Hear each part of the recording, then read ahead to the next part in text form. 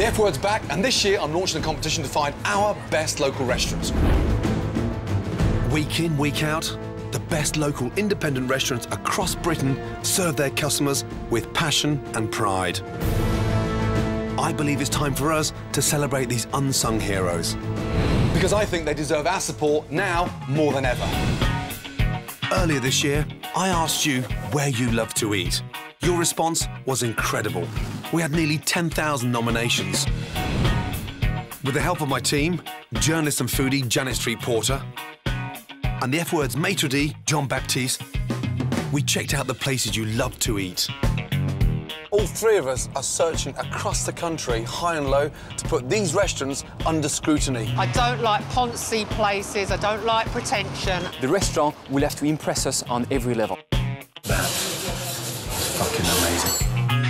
We divided your nominations into 9 cuisines, including Indian, Chinese, French and Italian.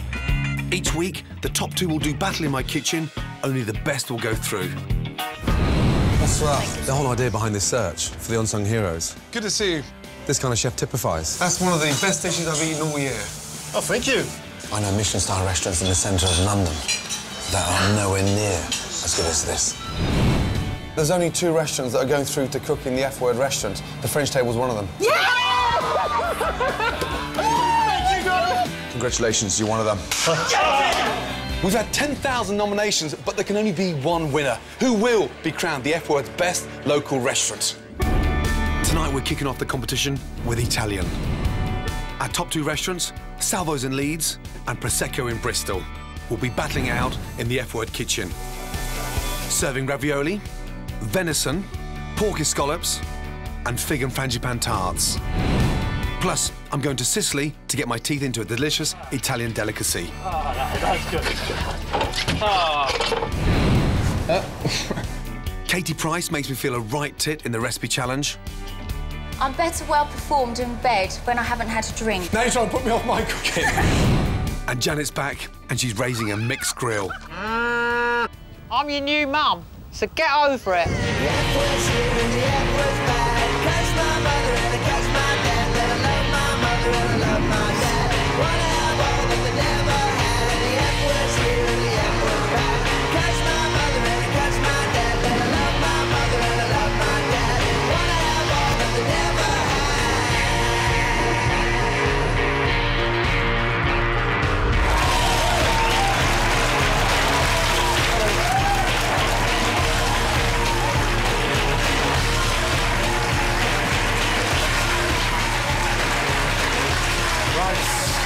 Excited? Very excited. Good. How does it feel to be in the F Word kitchen? Bit overwhelming. Bit overwhelming. You know, we're ready for it. Right. Diego, how are you feeling? I'm shitting myself, really. Are you ready to wow the diners? Yes, I am. Yeah? Good. One of you, OK, is going to come out as the F Word's best Italian restaurant. Make sure it's you. Prosecco from Bristol and Salvo's from Leeds are our top 2 Italian contenders. Here's how I found them. The F Word viewers love Italian food. You nominated hundreds of Italian restaurants, but we could only choose 2 to compete in the F Word kitchen. Determined to find the very best, we went to visit your culinary heroes, serving food just like Mama used to make. The search took us all over Britain. From Nottingham to Twickenham, Leicester to Leeds, Coventry to Clapham. Your fingers are so delicate. Huh? Yeah. It's like you're playing the piano. We discovered fantastic food and, in some cases, an exceptional level of service. There's an ad for a handyman in the ladies' loo. I'm blocking out his number in case it's not what it seems. After months of whittling down hundreds of nominations, we finally found 2 outstanding contenders. Salvo's and Leeds shone out. How are you? I'm very good, thank you very much. Welcome to Salvo's. Like many of the best local restaurants, Salvo's is all about family. John and Jip are brothers. Their father, Salvo, started the restaurant in 1976, and 15 years ago, they inherited the business. Really, the restaurant's about feeling welcome, feeling that urge to lean back in your seat, to perhaps kick your shoes off, feeling that you've arrived home, and that's what we're about. Showing our passion for Southern Italian food and Southern Italian hospitality. Delicious. Every mouthful I'm tasting, I'm trying to find something negative, something wrong with it, that give a lot of Italian chefs a run for the money in London. Trust me. If we actually got through, it would be fabulous. I'd be really proud. They're clearly passionate, family-run, which is nice. Authentic, simple Italian cuisine, done with a great delivery of flavour. So I've made my decision. Beautiful picture there. Who is that? That's Mum and Dad in Salerno on the Lungomare. I think your parents are going to be incredibly proud. She's through to the next round. Come on.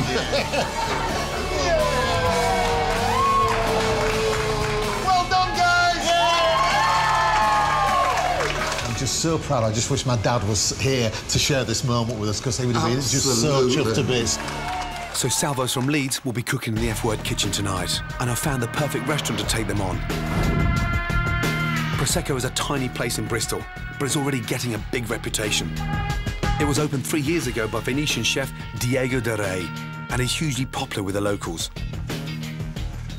Diego, how are you? Hello, the real are you man. well? Yeah, very well, thank you. So this is where you're hiding down here? Yeah, this is my bunker, you see. This is my kingdom. Christ. Okay, now, you want it, now you get it.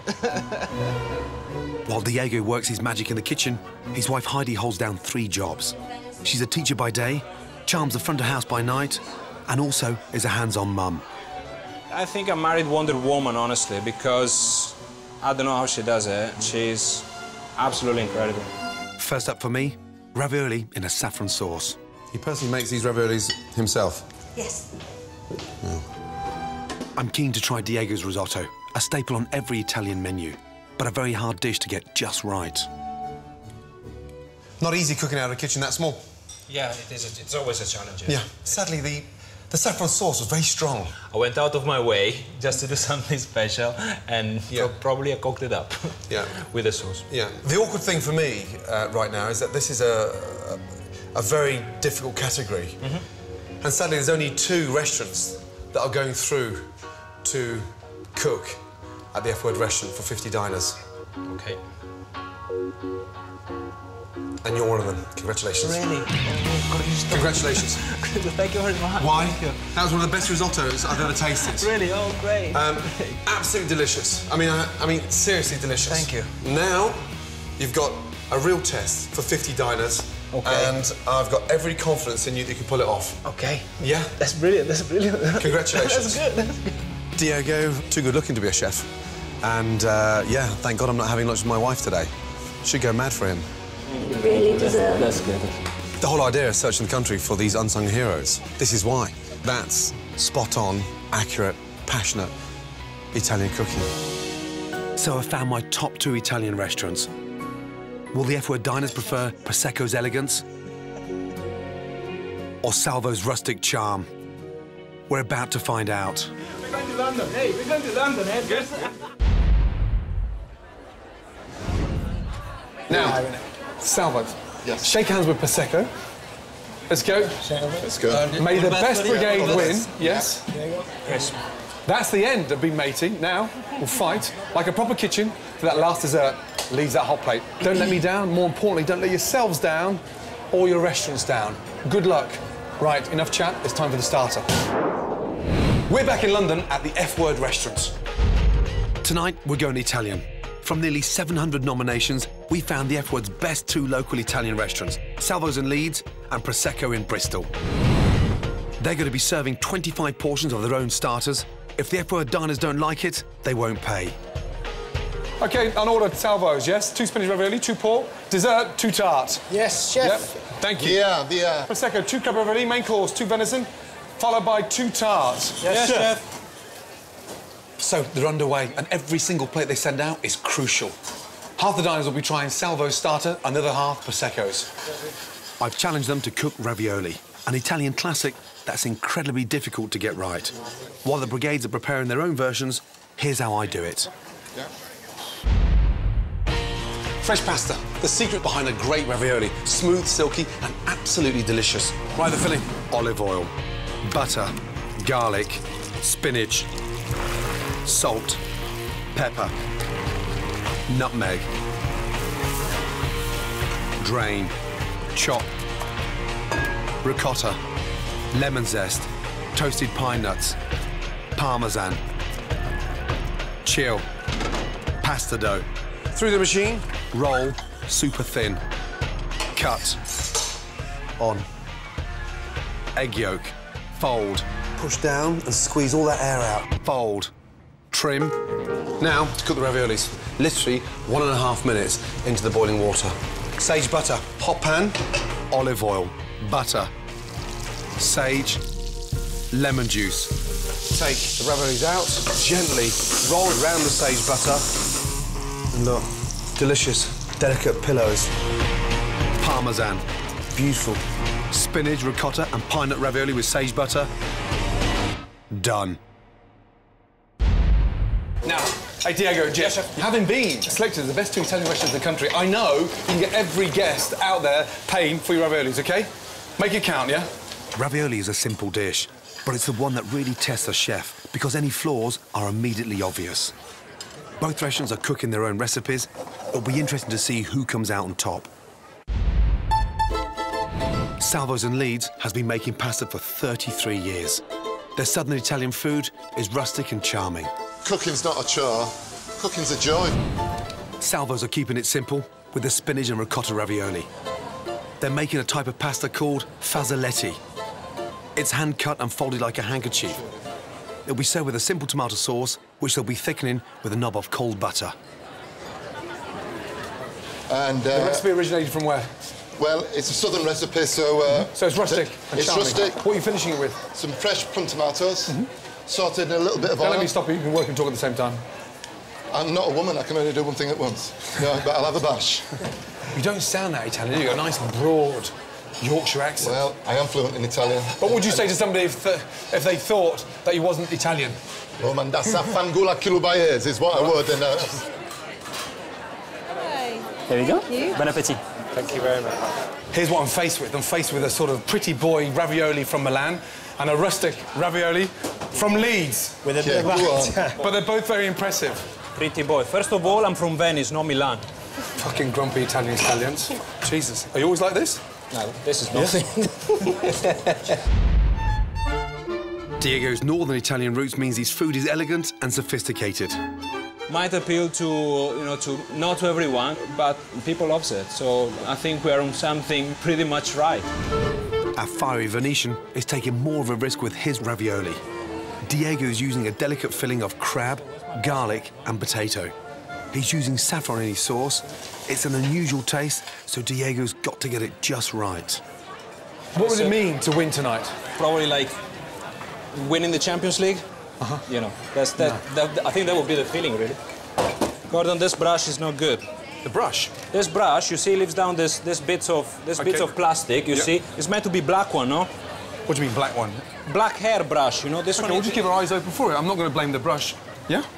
Diego, a black brush is not going to make a difference, yeah? Yeah, it is make a difference because when you find when one of these hair is gone inside, I won't be able to see it, no? Instead of a black brush, you're going to see it because like one of your hair there. From seeing the fucking kitchen you cook in Bristol, don't dare start slagging off this kitchen here. Okay. Let's get that right, yeah? Okay, you're right. For a man that cooks out of a fucking cubby hole. You don't have a kitchen here. You have a palace. Yeah, no, it is a palace. I didn't expect guys like you to start complaining about a fucking pastry brush. Make 3 flat out of this kitchen.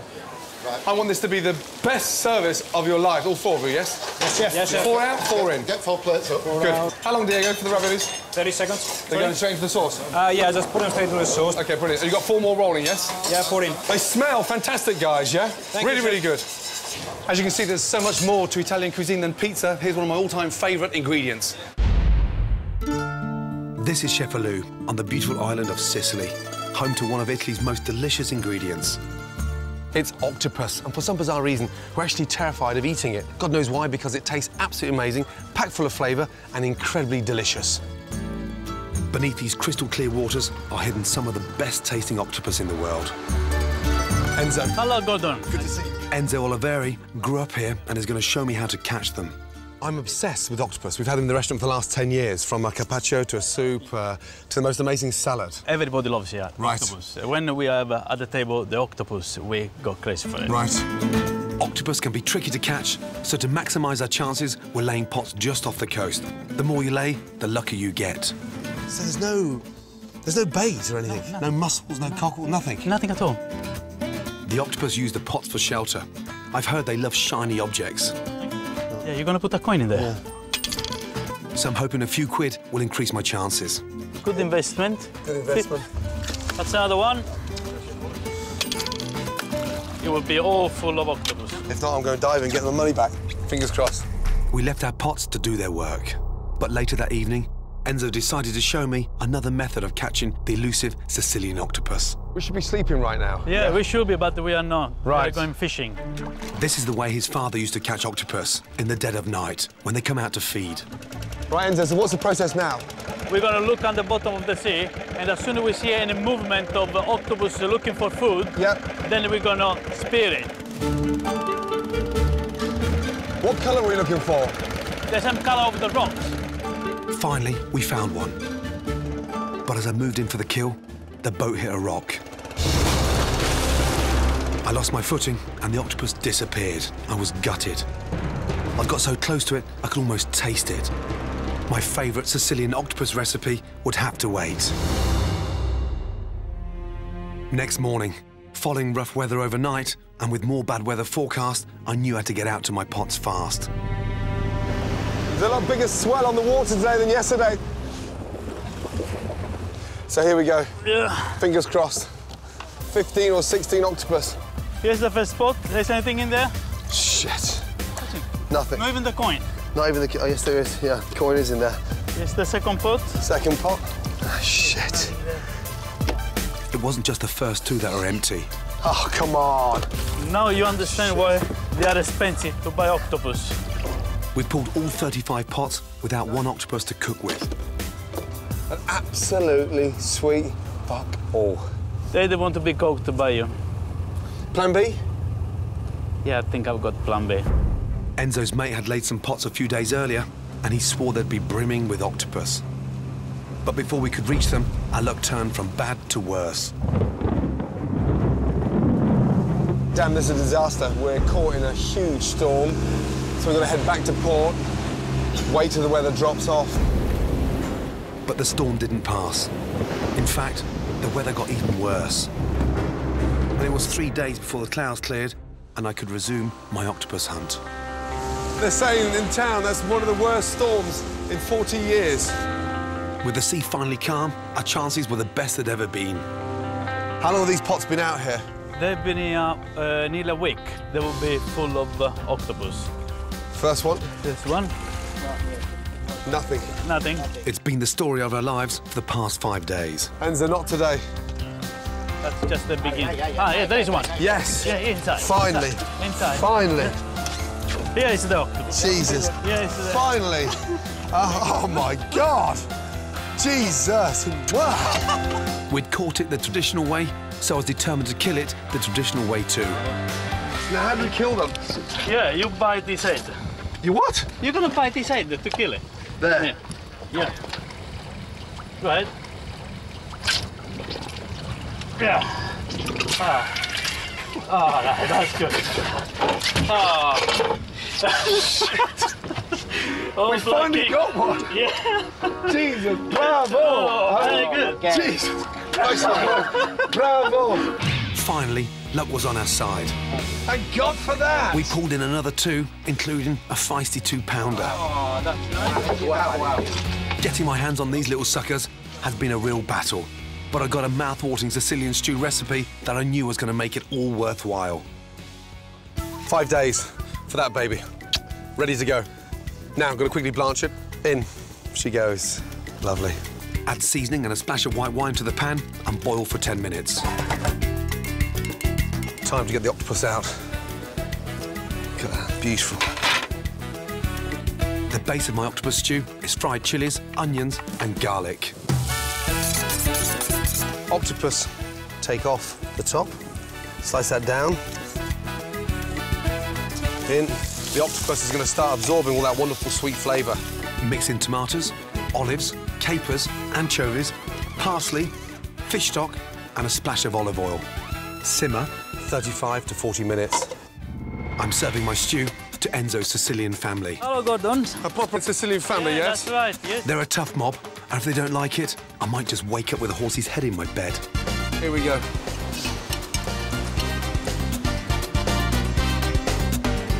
I like it very, very much. It's Yeah? very, very good. Fantastic. Nice. Good.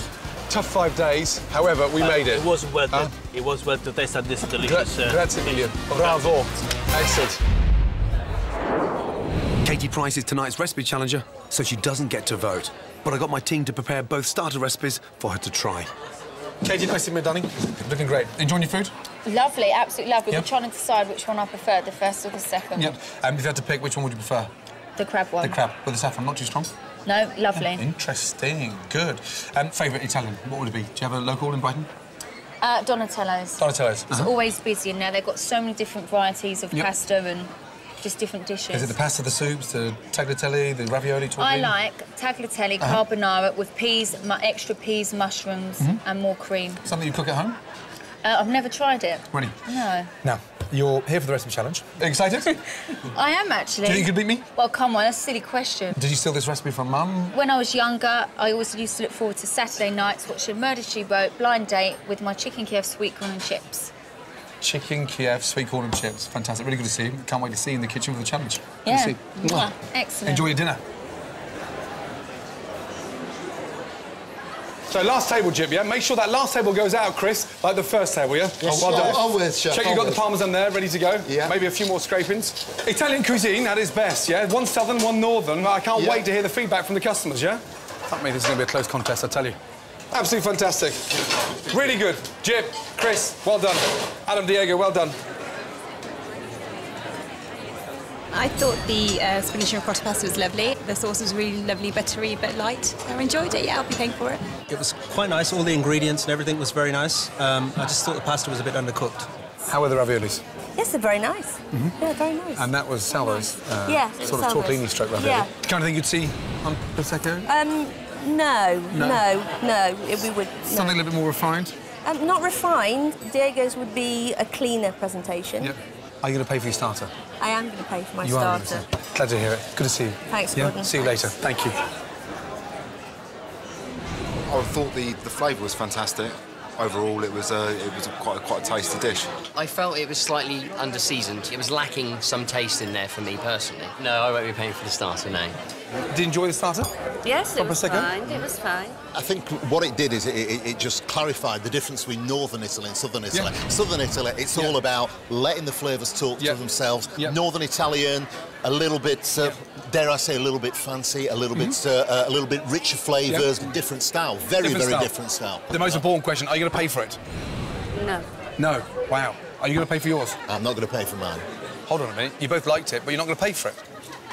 It's just not of the... I mean, I'm being polite, it's just not of good enough to be honest. quality. Enjoy your main course. Thank Good to see you. you. Thank you, my darling. So, one wife is paying for the opposition starter and the other isn't. Right. Couldn't wait to try these and see what they're made of. Pasta's slightly a bit thick there from Salvo's. Really good flavour. Sauce, not too heavy. In terms of flavour, rustic and somewhat charming. Now, Prosecco's, we've got to try that. Pasta, nice and thin. Pasta's cooked perfectly. Sauce, vibrant. Got that wow factor. The unfortunate thing is inside the ravioli, it's slightly bland. Could do with a touch more seasoning. What a shame. I like both dishes, but some diners have found a lot to criticise. I really don't know what the result will be. OK, JB, please. Right. OK, here we go. Thank you. OK, let's start off with Salvo. The number of customers that are happy to pay for your starter tonight is 19 out of 25. Well done. Congratulations. Thank you. So, JB, the 6 customers that didn't pay for their starter, why? Yeah, main reason the pasta was too thick. Did you both roll the pasta? I rolled it, so mea culpa. Perhaps I didn't get 1 or 2 lines. Yeah. However, 19 out of 25, well done. Yeah. OK, Prosecco, for your starter. Out of 25 starters, the amount willing to pay for your starter is 15 out of 25. Well done. Hey? Prosecco, what happened? The crab meat was under season. So, a slightly bland filling. Yeah, I should have put more. Simple. A bit of salt and pepper would have just made it better, okay? You still got your signature dish to cook, and you can pull it back from the main, okay? Okay. Head up. Okay. Salvos, you're in the lead, yeah? It's a long way to go. Now, think of it this way. You've got 50 portions of your main course to go, yeah? Okay. Pull it back, guys, yeah? Good luck, yeah? Welcome back to the F Word. Now, both restaurants are going to be cooking one of their favourite Italian dishes for the F Word diners. First up is Salvos. Check on Jib, 1 pork all'aceto, table 7. The recipe for Salvo's pork dish, maiali al aceto, is one of Jip's favourite dishes.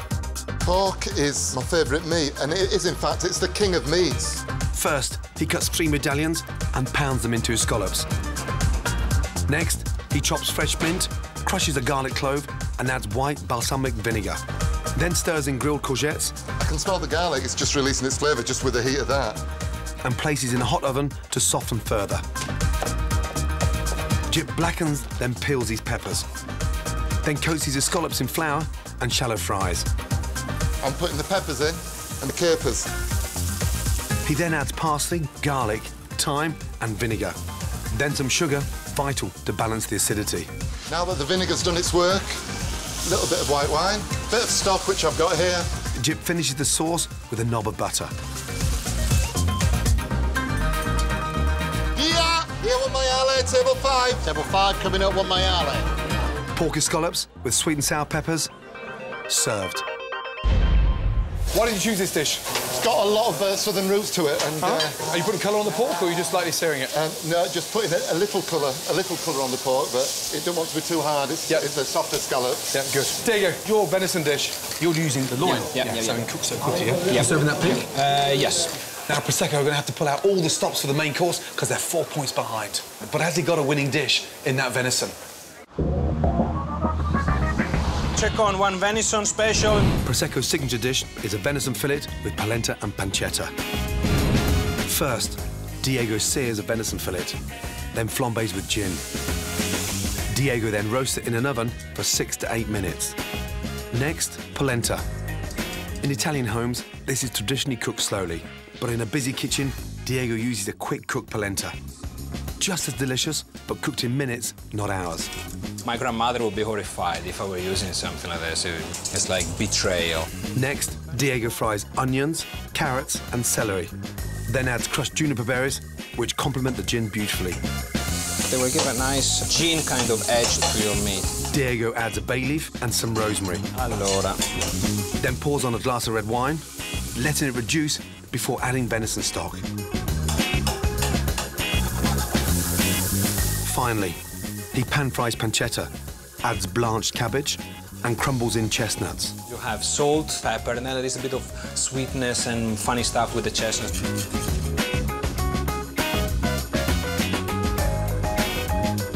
Venison fillet with polenta and pancetta, served.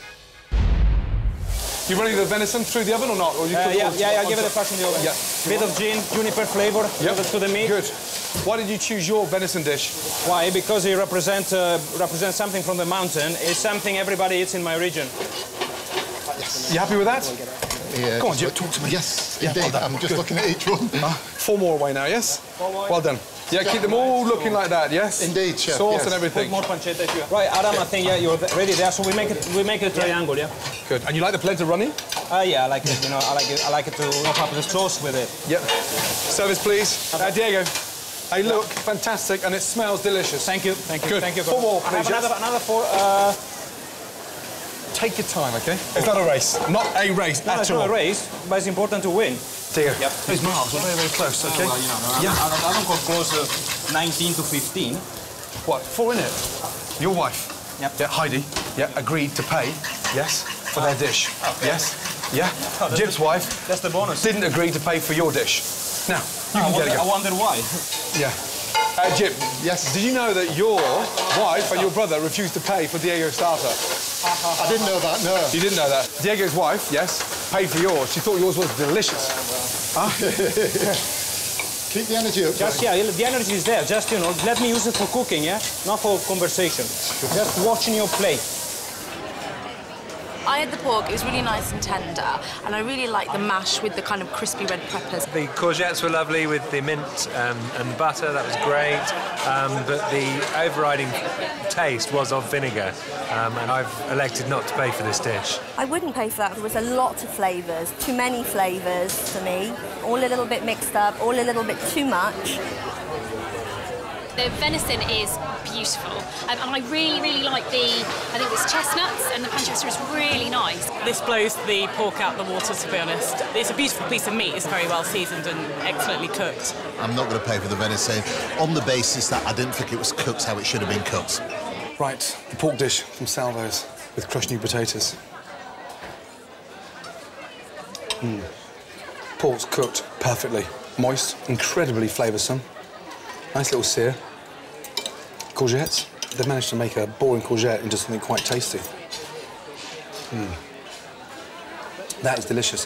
However, the sad news is the sauce is just a little bit too acidic, a little bit too strong for the pork. The venison dish, simple presentation. How's the venison cooked? First off, slice it in the middle. Yeah, look at that. Perfectly cooked. Wow.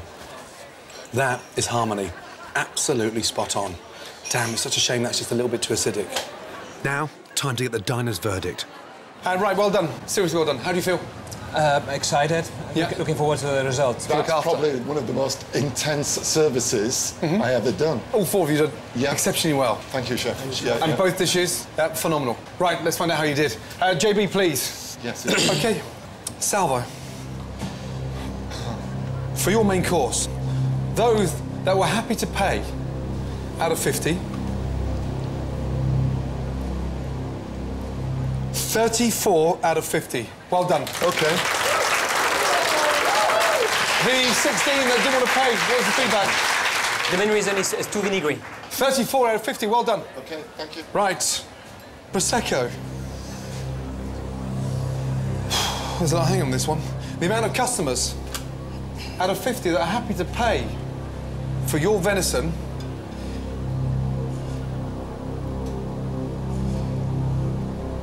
$40 out of 50. Congratulations. What was the feedback on the 10 that didn't want to pay? What was it? Not enough sauce. Not enough sauce? And not very keen on the polenta. I mean, how can you complain about? Hey. Totals. So far, Salvo, your restaurant scores 53 out of 75. Prosecco, your restaurant scores 55 out of 75. Yeah. You're now in front. That is tight. Very, very tight. And it all comes down to dessert. Clear down, get ready for dessert. Well done, guys, yes? Really well done. Come on, Prosecco. Right, Janet's back, and she's not just rearing one animal. This time, she's rearing a whole mixed grill. Last year, Janet became a farmer for the first time, rearing 2 veal calves. Ah! Stop gumming me!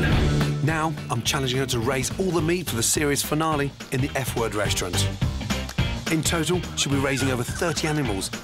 It's going to be a huge challenge. First up, I've sent Janet to choose some cattle to provide me with some top-notch beef and dairy. But not just any cattle. I've selected Dexters, a miniature Irish breed, which when fully grown are still only half the size of a normal cow. Penny Hodgson is one of the UK's top Dexter farmers, and she'll be giving Janet help and advice on the breed. It's like a Shetland pony turned into a cow. Might just find that you fall in love with them. Doubt it, Penny. Janet will be taking away 2 pint-sized milkers. Get off. Both come with calves. The only thing when you're milking short-legged Dexters is the fact you have to bend quite a way. It's a long way down. A good milking cow should have a healthy udder and a placid nature. Ow! Ow! Naughty girl, I'm so sorry. Fucking thing just kicked me in the leg. She is feeding 2 calves, and she might just think that somebody else is sneaking in and trying to get a little bit of milk. That was just a real one-off. She is, I would say, one of the most placid girls in the whole herd here. Oh, no! Did you see that? That placid woman just headbutted another animal. I like a bit of spirit, so I'm going to choose her. Next, I wanted to pick a couple of male Dexters called steers for beef. I've asked Janet to choose Dexters with good frames, long backs, and the beginnings of fatty pads on their rumps that will fill out and give superb, dark, richly marbled meat. Are you a bit of a Gordon? Yes, you are Gordon, aren't you?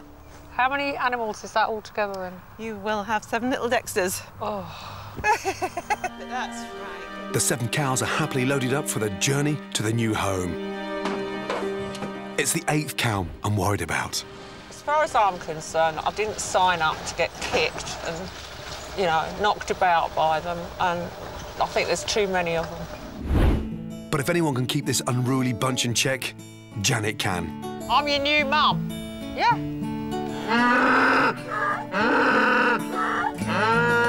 Look, I'm in charge now, so get over it. Gordon! Good to see you again, my darling. You look great. Now. It's always good to be nice to me early on, I think. Starts off that way, yes. Yeah, and then it goes horribly wrong. I've always been taught to respect my elders. Really good to see you. The pressure in the kitchen is bigger than ever, yes? Yeah, but you put me under so much pressure. Did you choose the Dexters because they're so very, very small, just to wind me up? No, they're very small, you're a giant, and they're going to know who's boss from day one. Well, they did kick me, it's true. Top-notch meat for the grand final, yes. Look after my little cows, please. I will. And don't scare them. They won't be stressed out. Yeah, you look great. Not a grey hair inside. Amazing.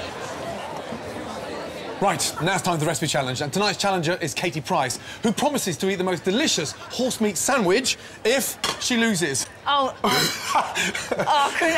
get that away. Horse meat. Oh, my God, that's disgusting. Now, what are you cooking tonight? Well, it's always been my favourite dish, chicken Kiev, sweet corn and chips, but I thought I'd do it different. I'm brilliant at mashed potato, but with me, it's not about presentation, it's about slapping it all in and it tasting good. So you chose chicken Kiev, so I'm going to do my version. Right, while we're talking, I better put my spuds on. And in there, I'm going to put some sugar. I always put sugar in. Don't ask me why, I just think it seems to taste better. Sugar in the mashed potatoes? Yes. I'm feeling more confident already. Good. So garlic butter. To be finished, obviously, with crushed garlic, a little bit of fresh parsley and some tarragon, and then a little touch of paprika. Just give it that little bit of heat. God, I'm not used to these crushed. I normally buy it already chopped. Don't even get anything out of it. You have to squeeze really hard. Can you manage? And how important is food in your life, do you think? What does it mean? Oh, I love food. I absolutely love food. Who does all cooking at home? Who is that? Well, I do some, and obviously we've got nannies, I'm not going to lie, because I'm very strict that the kids have fresh food. I don't like them having any processed food. And what kind of things would you be cooking on your own at home? What would you get home? If it's just me, takeaways. Takeaways? Curry, Thai. Do you feel energetic after a curry? No, but I do like going to bed on a full stomach, because you have the best sleep, even though it's not good for you, is it? Favourite aphrodisiac food, what would it be? I haven't got one. Nothing? In fact, people say if I'm sober, I shouldn't give these secrets away on the kids show. I'm better well performed in bed when I haven't had a drink. More filth, should we say, like the kitchen at the moment. Now you're trying to put me off my cooking. Is that too much butter? Well, that's what I love I'm doing butter. anyway. Don't forget, 30% of it will leak out anyway, so the more the merrier. Stupid thing. Shall I do that for you? Yeah, do it up tight, please. There you go. Tight, in a double knot. Jesus Christ. Right, there we are. Is that tight Brilliant, enough? yeah. Excellent, good. Right. Now, the books have sold millions, yeah? From the biographies to the updates, the follow-ons. Have you ever actually stopped and thought how much you're worth? I don't. My brother deals with my money. He only gives me pocket money each month. So how much pocket money do you get a month? What's your allowance? Well, my horses cost £6.5 grand a month to keep. And what about for yourself in terms of spending? I'm not high maintenance, believe it or not. Katie Price. Okay, excuse my me. hair extensions That's like saying I'm a vegetarian. You're not. I swear high maintenance. I'm not. Okay, What? my hair every 3 months costs £15,000. That's because I go to LA and it's the flight that costs a lot. What do they do? Extensions. That's 60 grand a year. Look at the state of that. If you beat me, I'm going to be gutted. You know that, hey? Seriously. You do it properly. That's a piping bag. So I can go I'm right just slopping it in. down into the centre, OK, You can tell and push. who's the cook, can't you? That's a proper operation. I've just realised, looking at your hands there, your breasts are bigger than mine. Well, I'm not surprised. Look at the shit I put on them. Oh, very funny. No, much. The chicken breasts, even though you panade them... Look how neat. Everyone's going to know whose is whose, honestly. Here, honestly, our blind tasters, trust me. Oh, yeah, they're blind, aren't they? They're just called blind tasters because they don't know who's cooking what. Through there, flour, egg wash, breadcrumb, into a pan, lightly seared, lightly coloured, and then into the oven. So, truthfully, who's the better cook, Peter or Alex Reid? Who would you say? Completely different. Completely different. Alex is more healthy. Oh. Like, complete health freak. Ready. So Alex is a cage fighter. What was your mum's reaction when you told her? Oh, she said, next time you go for someone, make sure they're a man's man. So I showed him his YouTube. And my dad was like, bloody hell, yeah, he is. Yeah. My chicken's about to go in the oven. It may look messy, but it's not about how it looks, it's how it tastes. Now, would you like to go on the top or the bottom? Middle. Have you got middle? Yes. I want the middle. Well, where are you going? Now I'm going on top. I like it on top. Look at that already, nice look. Oh, no, nice and crispy. Right, now they have to cook for 10 to 12 minutes, then the blind tasters will pick a winner. There can only be one. Excited? Oh, very. Yeah? I'm shaking with excitement. Right now, time for the results of the recipe challenge. I like the look of those Kievs. If you beat me, I'm going to be so gutted, you know that? Huh? Right, come back with the right result. Good luck. Hi, everyone. Hello. There you go. Excellent, thank you. Chicken's really tender. Just the right amount Garlic of butter's lovely. It's quite dry. For the texture of this one to that one. It's really sweet mashed potato as well. I do prefer the taste of the potato, though. It is a lot more buttery. Right, JB, what was the score? It's 5-0. 5-0. If you beat me 5-0... No, I'm serious. No, if you beat me 5-0 on this one, I tell you, my career's screwed. But come on, 5-0 to who? Don't do this to me. So the winner is... Yes? It's you. Look, do you know what? Yes! 5-0? Yeah. Thank God for that. I saw the sugar and the mashed potatoes going in, and that's when I started to realise I've got it. Yeah. Now, get out of my kitchen, and don't forget this little horse sandwich. Nice, thanks. Nice to cook with you. Mwah. Yeah, likewise. Mwah. Good See to ya. see you. See you, Take bye. care. Right, now it's time for my dessert. Fig and frangipan tart. Almondy, luxurious, and absolutely delicious. First off, the frangipan. Butter, icing sugar, sift, ground almonds, beat, 2 eggs, mix, chill, puff pastry, cut discs, prick, smooth on frangipan, egg yolk, dust with icing sugar. And now, the secret is to pre-bake the tart so it gets nice and crispy before you put the figs on it. Bake for 4 to 5 minutes. Figs. Slice.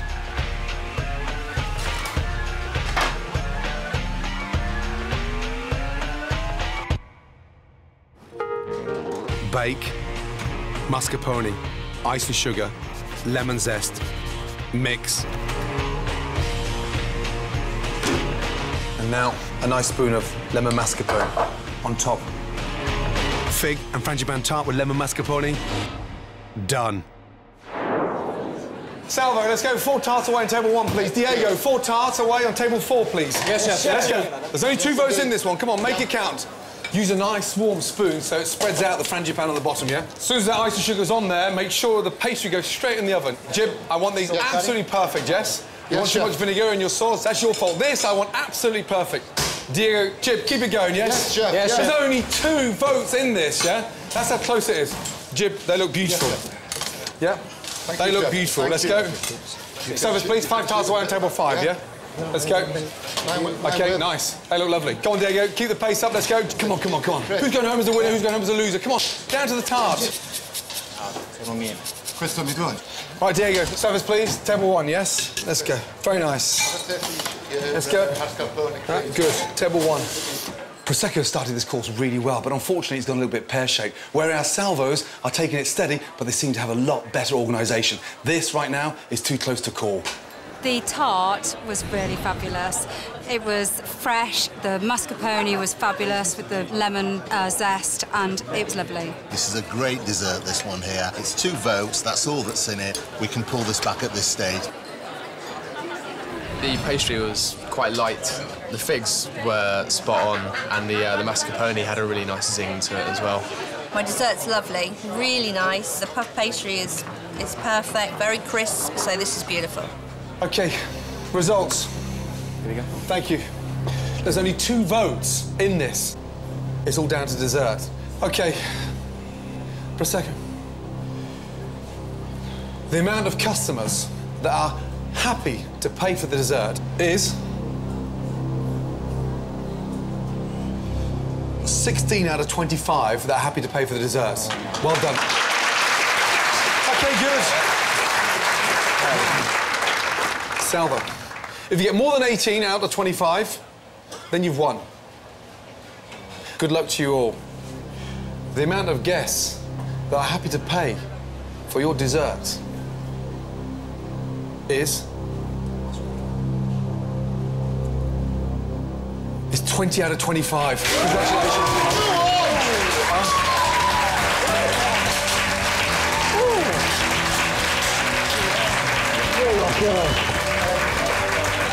That was close.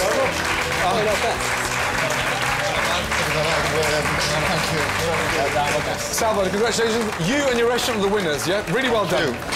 Yes? Yes. You're now on the leaderboard, yes? Yes, indeed. And in 9 weeks' time, we're going to find out, yeah, who goes through to the semi-final. Right. Well done. Grazie. It's been an absolute pleasure working with all four of you. Now, do me a favour, get out there and get a large glass of Prosecco. Off you go. Well done. Salvos are #1 on the leaderboard, but will their score be high enough to earn them a place in the semi-finals of the F Word's best local restaurant? We don't know what the next round's going to bring, but you know, we're ready for it, aren't we, Chris? Bring it on.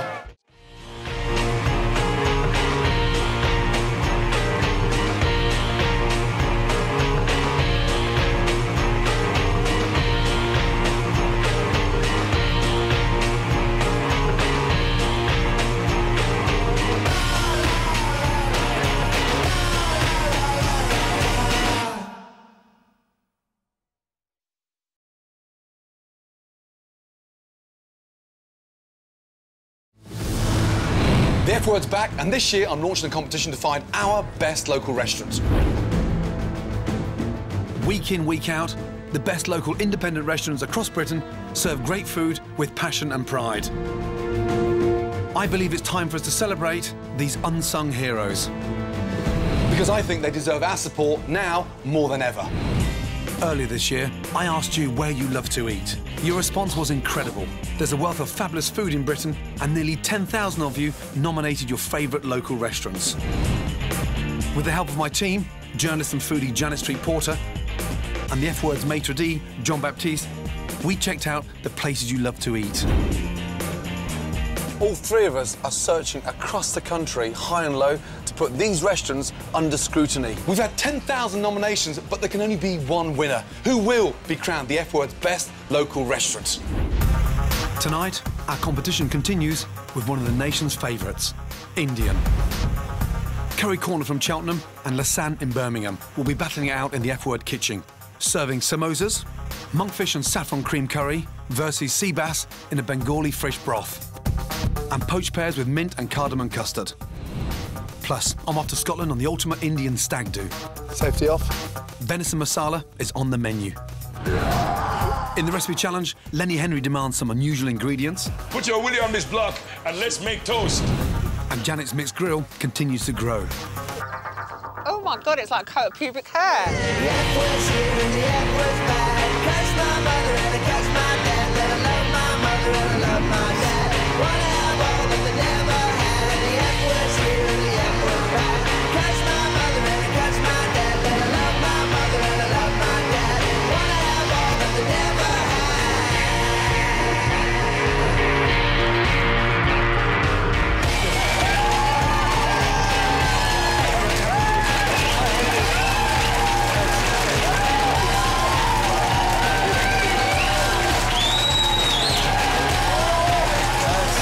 Welcome to the F Word kitchen. How are you feeling?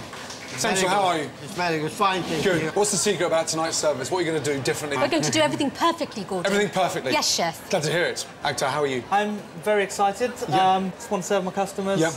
Now, only one of you can walk out here this evening as a winner. Yes, chef. You're here because you're the best. You've got to prove it now.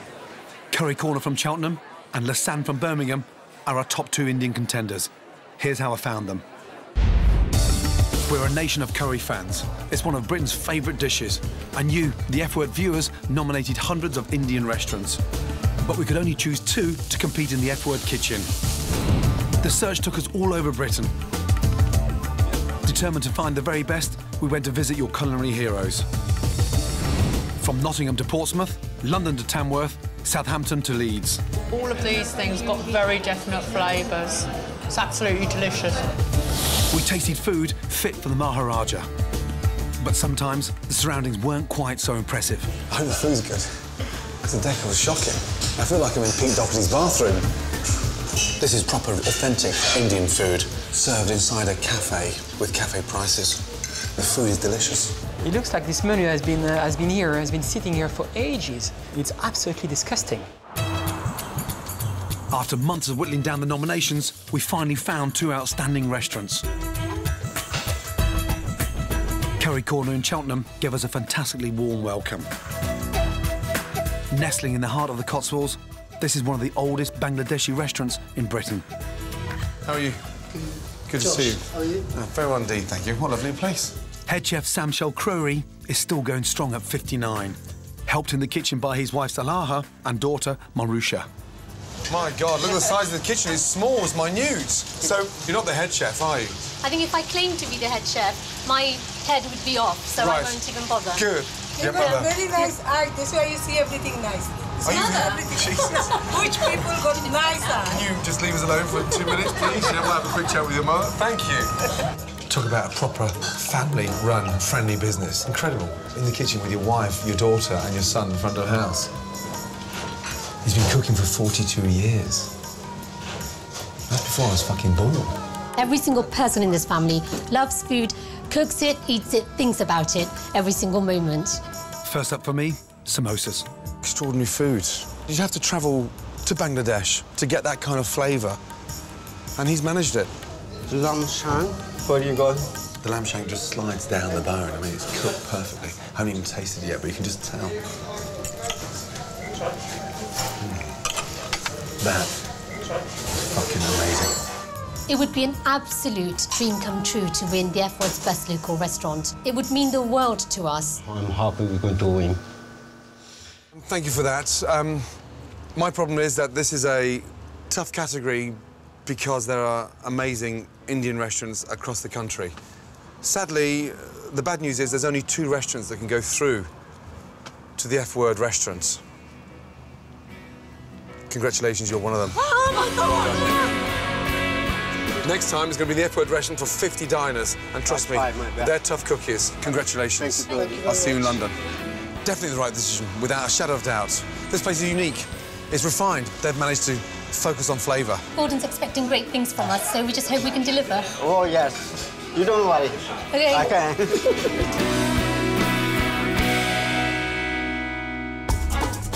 So, Curry Corner from Cheltenham is through. And in a group with such high standards, we found a brilliant and worthy opponent. Lassan in Birmingham. Good to see you. Good to see you. Stunningly stylish, Lassan is a city centre favourite. Head chef Akhtar Islam was just 22 years old when he opened the restaurant with his best friend Jabba. The young guns from the Midlands are determined to be different with cutting-edge cuisine. For Birmingham, we were the pioneers. We were the first restaurant to break away from the mainstream and offer alternatives to your boltis and your tikka masalas. That's exquisitely presented. Finesse. Very competitive. We set out to be #1, and hopefully one day we'll make it. Whole baby. Chicken, thank you. Wow, with fried ginger. What's the ambition, Lassan? What is it? It's not food for people who haven't got an educated palate. It is a very sophisticated cuisine. I haven't come across any Indian food anywhere yet with fried leeks, sun-dried tomatoes, fried ginger. That's dried in the oven. I mean, it's just everything that goes into the actual food itself. Yeah. That is as authentic. Ultimately, we're trying to bring the food forward a bit. So you're looking for a Michelin star, or are you looking for... I'm hoping to get a Michelin star, yeah. That's the plan. I love his arrogance because he reminds me very similar to myself, 15 years ago. The biggest problem that you have today is that you're trying too hard. The arrogance versus the confidence. You've got a little bit of me in there. And there's only 2 restaurants that can go through and cook in the F-word. And you're one of them. Congratulations.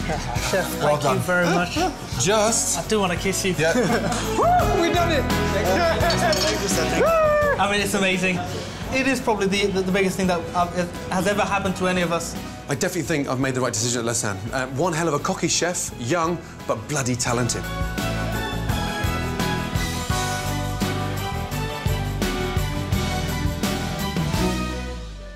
So, I found my top 2 Indian restaurants. Will the F-Word diners prefer Curry Corner's traditional charm, or Lasanne's ambitious modern take on Indian food? Who will be crowned the F Word's best local Indian restaurant? We're about to find out. Now, both teams are going to cook 25 portions of the starters and make sure those customers pay for your food. Right, yes. Excited? Yes, chef. Yeah? OK, let's go. On to your stations, let's get ready for the starters, yeah? Let's go. Yep. Next on the menu, I'm up before dawn on a mission to bag a deer for my venison masala. Are we ready? I was born ready. We're back in London at the F Word restaurant. And tonight is Indian night. The value of the Indian food market in Britain is around £500 million. But who does it best? We've searched the country and found the F Word's top 2 local Indian restaurants. Lasanne in Birmingham and Curry Corner in Cheltenham.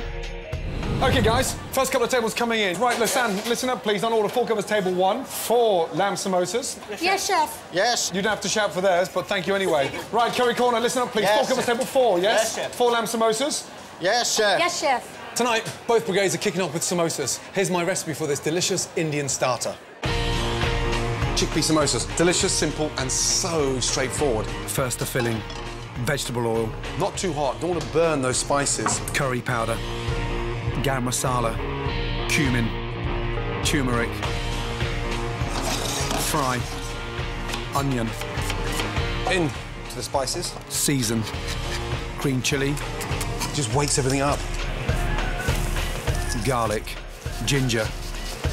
Next, add chickpeas and peas. Water. Nice. Simmer. Lemon juice. Lightly crush. Cool. Samosa dough. Roll. Cut out. Take the disc and just cut it in half. Form a little cone. Fill. Water. Seal. Nip together. Nice and gently. Hot pan. Vegetable oil. Fry.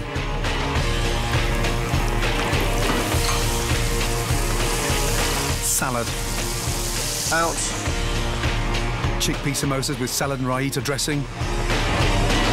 Done. Guys, this is not a race, OK? It's a restaurant. Akhtar? Yes, chef. Give me a time on the first 4, please. Ehsan, first of all, how long? 2 minutes. Thank you, chef. Good man. Excellent. Both restaurants are cooking their own samosa recipes. It'll be interesting to see who comes out on top. Lasanne in Birmingham pride themselves on taking authentic Indian cooking in an exciting and modern direction. It's an old boys club, and we are the new generation. For their lamb samosa, they marinate the meat in raw papaya paste for 24 hours to make sure it's exquisitely tender. And they're using a special kind of thin biscuity pastry called nimki, adding nigella seeds for an aromatic flavour. Akhtar, the filling inside the samosa is Lamb, and that's spiced with the usual, you know, you've got chili, turmeric. Braised. It is braised, but then what we do, we totally evaporate all the sauce, and then we just pound it, mix it with some mint and coriander, and it's just put into the pastry. Very I think you'll enjoy it, street chef. food. Yeah, I hope the diners like it as well. Those first 4, Akhtar, look fantastic, we've got yes? 6 coming. Well we've got done. 6, then we've got Now, you're using a cutter for yours, yeah? Yes. OK, and what's the secret behind that? The secret behind it is it'll just seal the pastry off. Yep. And also, this is how it's made at home.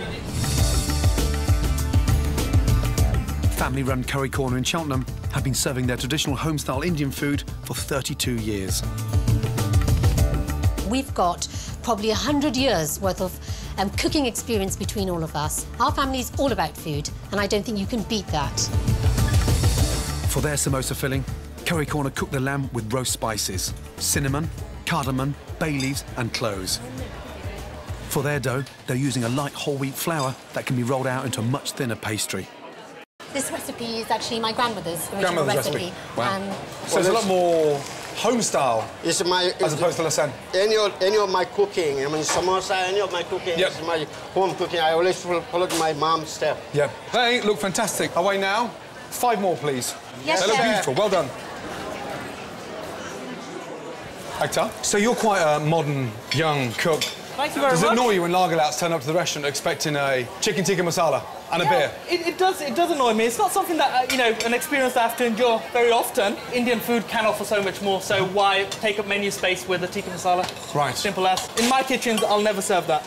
You'll never serve a chicken tikka masala? Never serve a chicken tikka masala. If you try my masala, I challenge and nobody make in UK my masala.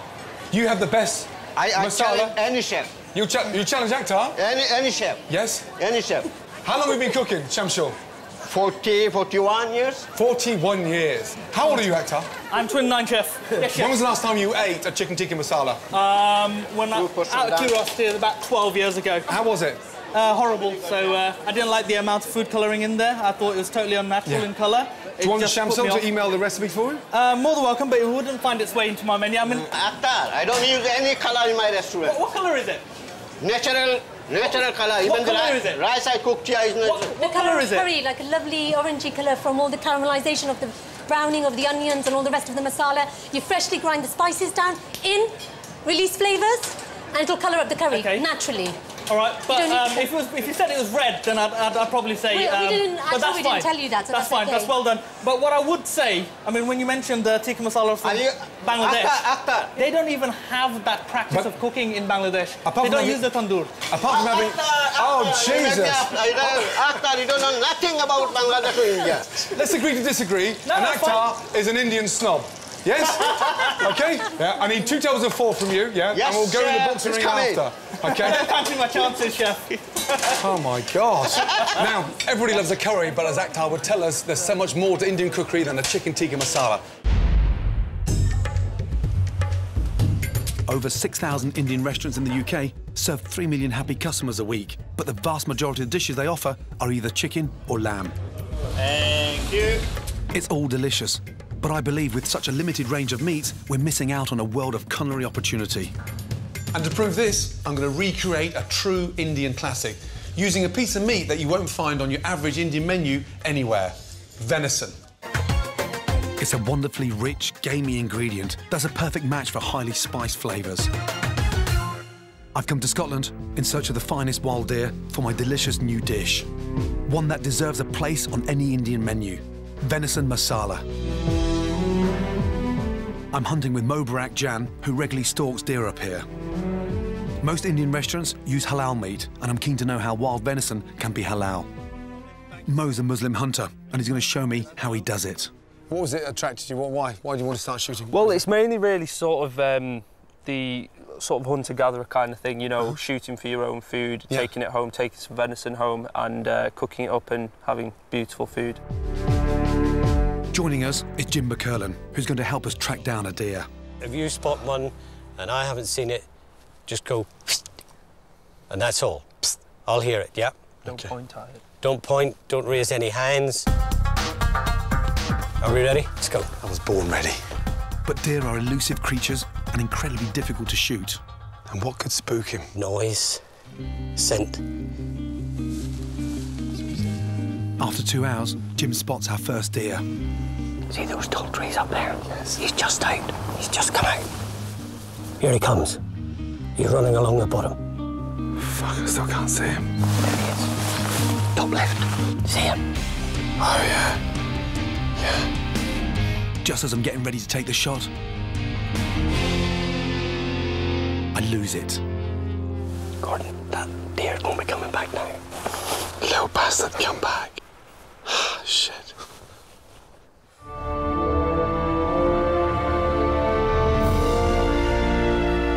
Next day, we set off again, but the deer always seemed to be one step ahead of us. Finally, after several hours of hard slog, Jim spotted a roe deer. Look, his side on. Come on, let's go. No, stay there. I can't see him now. Okay. He's in the dark. Wait till he turns sideways, Gordon. Safety off? No. Yep. I follow up with a second shot. He's dead. Yeah, quite a strange feeling to be with, isn't it? Yes. But when you got it in your sights like that, your heart's just beating, beating. Yeah. Big deep breath. They call it back fever. Then it's time for Mo to show me how he makes sure his deer is halal. As well as saying a prayer when he pulls the trigger, he slits the throat in a special way. What I would do to make it halal, you used to repeat the prayer, Bismillah, Allahu Akbar. And that's it? That's it. One swift back and forth. That's the main thing with halal. The knife has to be razor sharp. We do it this way to get all the blood out the carcass, just so it's nice and clean. Well done, Gordon. It's the moment of truth. Time for me to cook my venison masala for Mo and Jim. I'm going to be using venison that Mo shot at the weekend. It's been hung and chilled, and more importantly, he shot it, so therefore it's halal. The first thing we're going to do is make the most amazing dry rub. Mix cumin, fennel seeds, chilli powder, coriander seeds and chilli flakes. Grind that down. Nice. Rub the spices into the meat. Into the pan. Nice. Cook for about 4 minutes, basting continuously. Then remove from the heat. And as it starts to cool down in the oil, it takes on all that wonderful flavour from the spices. For the masala sauce, grate 1 onion. Season and add garam masala, turmeric, garlic and ginger. We can afford to make it a little bit more spicy because it's going up against the dense, rich venison. Add chilies, chopped tomatoes and a splash of water. Grate a whole cauliflower and add to the mix. The masala paste starts to absorb it. Finally, add chopped coriander and a squeeze of lemon. And there you go. No, that's not worth 6 hours pissing around in the bushes. I don't know what is. But I'm really keen to find out if Mo likes my venison masala. It's good, that. You like that? That's good stuff. That's what I want to see, that smile on your face. That's good stuff. When you think of venison, everyone thinks it's associated with posh dinners, but... I've always thought it goes quite well with the Indian spices, Indian cooking. Quite dense, quite gamey. Yeah. Why don't they use it across Indian cuisine? To be honest, I don't think it's available. It's readily available. There's other, like, lamb and chicken and stuff. There's a new business for you. Yeah. Halal venison. Last table of 4, Shamsul. Yes, sir. Last table, Akhtar, you've got 1 table of 2. Last 2, yeah? Goes out like exact same as the first 2, yeah? Yes, last table, good. Well done, Shamsul. Yes. Well done. I really enjoyed the starter. All the flavours worked together. The meat was really, really tender. The coating was really nice and crispy. It wasn't too spicy, just a nice balanced dish, really flavoursome actually. I was really, really impressed. Now, how do you think he's doing tonight? He's doing very well, as expected. Agitated, you're not in there helping him, or...? No, I leave him to it. You had the curry corner samosa. How was it? That's right. Not impressed, I'm afraid. The approach was good. It was authentic in its how it was intended to prepare with the pastry. Too heavy, too thick. The filling, unfortunately, wasn't flavoursome or... it lacked salt and other spices. My God, they're getting a kicking from you, aren't they? Oh, my God. Now, more importantly, are you going to pay for it? No, I'm afraid no. Enjoy your main courses. Thank you. Thank you. The starter was great, actually. It was really soft and succulent inside. The spices all complemented each other really well. The lamb was just cooked really well, crispy, pastry. It was to die for, really, really good. Now, nice to see you. How are you? Welcome to the F Word. You look beautiful. Thank you very much. Now, how do you think Shamsul's doing? How do you think he's bearing up on the pressure? It's very well. He's doing very good. Are you a proud wife? Of course, I'm proud. Do you want to jump in there again and give him a hand? No? No, he's all right. He can cope with it. Now, what did you think of Lassan's samosa? The filling is okay, but the pastry is too thin for me, and I feel it's too oily for me. And the most important question, are you going to be paying for it tonight? No. No? No. Wow. Well, how was it? Yeah, the samosa itself was, to be honest, yeah, it's all right. The lamb was very nice, very well cooked. Go on, yes or no? Are you paying for it? Yeah, I'll pay for it. You're going to pay for it. Good to see you. Excellent. So, curry corner first. Nice and crispy. Pastry's fantastic. The samosa filling, I want it to be a little bit more spicy. It's a shame because you start cutting through the pastry and it's like, wow, crispy, delicious, blistered all over, and then you get to the centre and it's not as exciting as the outside. Now, Akhtar's. Inside, peas, braised lamb. Wow, that's delicious. It doesn't actually look like a classic samosa. However, the flavour is extraordinary. Right, time to get the scores, yes? How well do you think you did out of 25? Shamsul, how many customers? I think I done very good. Akhtar, how well do you think you did? 25 out of 25, chef. 25 out, I love your confidence. OK, right, JB, let's go. Here we go. OK, curry corner first. The number of customers, yeah, out of 25 that are happy to pay for your samosa is... Wow. 18 out of 25. Well done. Thank really you. Well done. Really good. 18.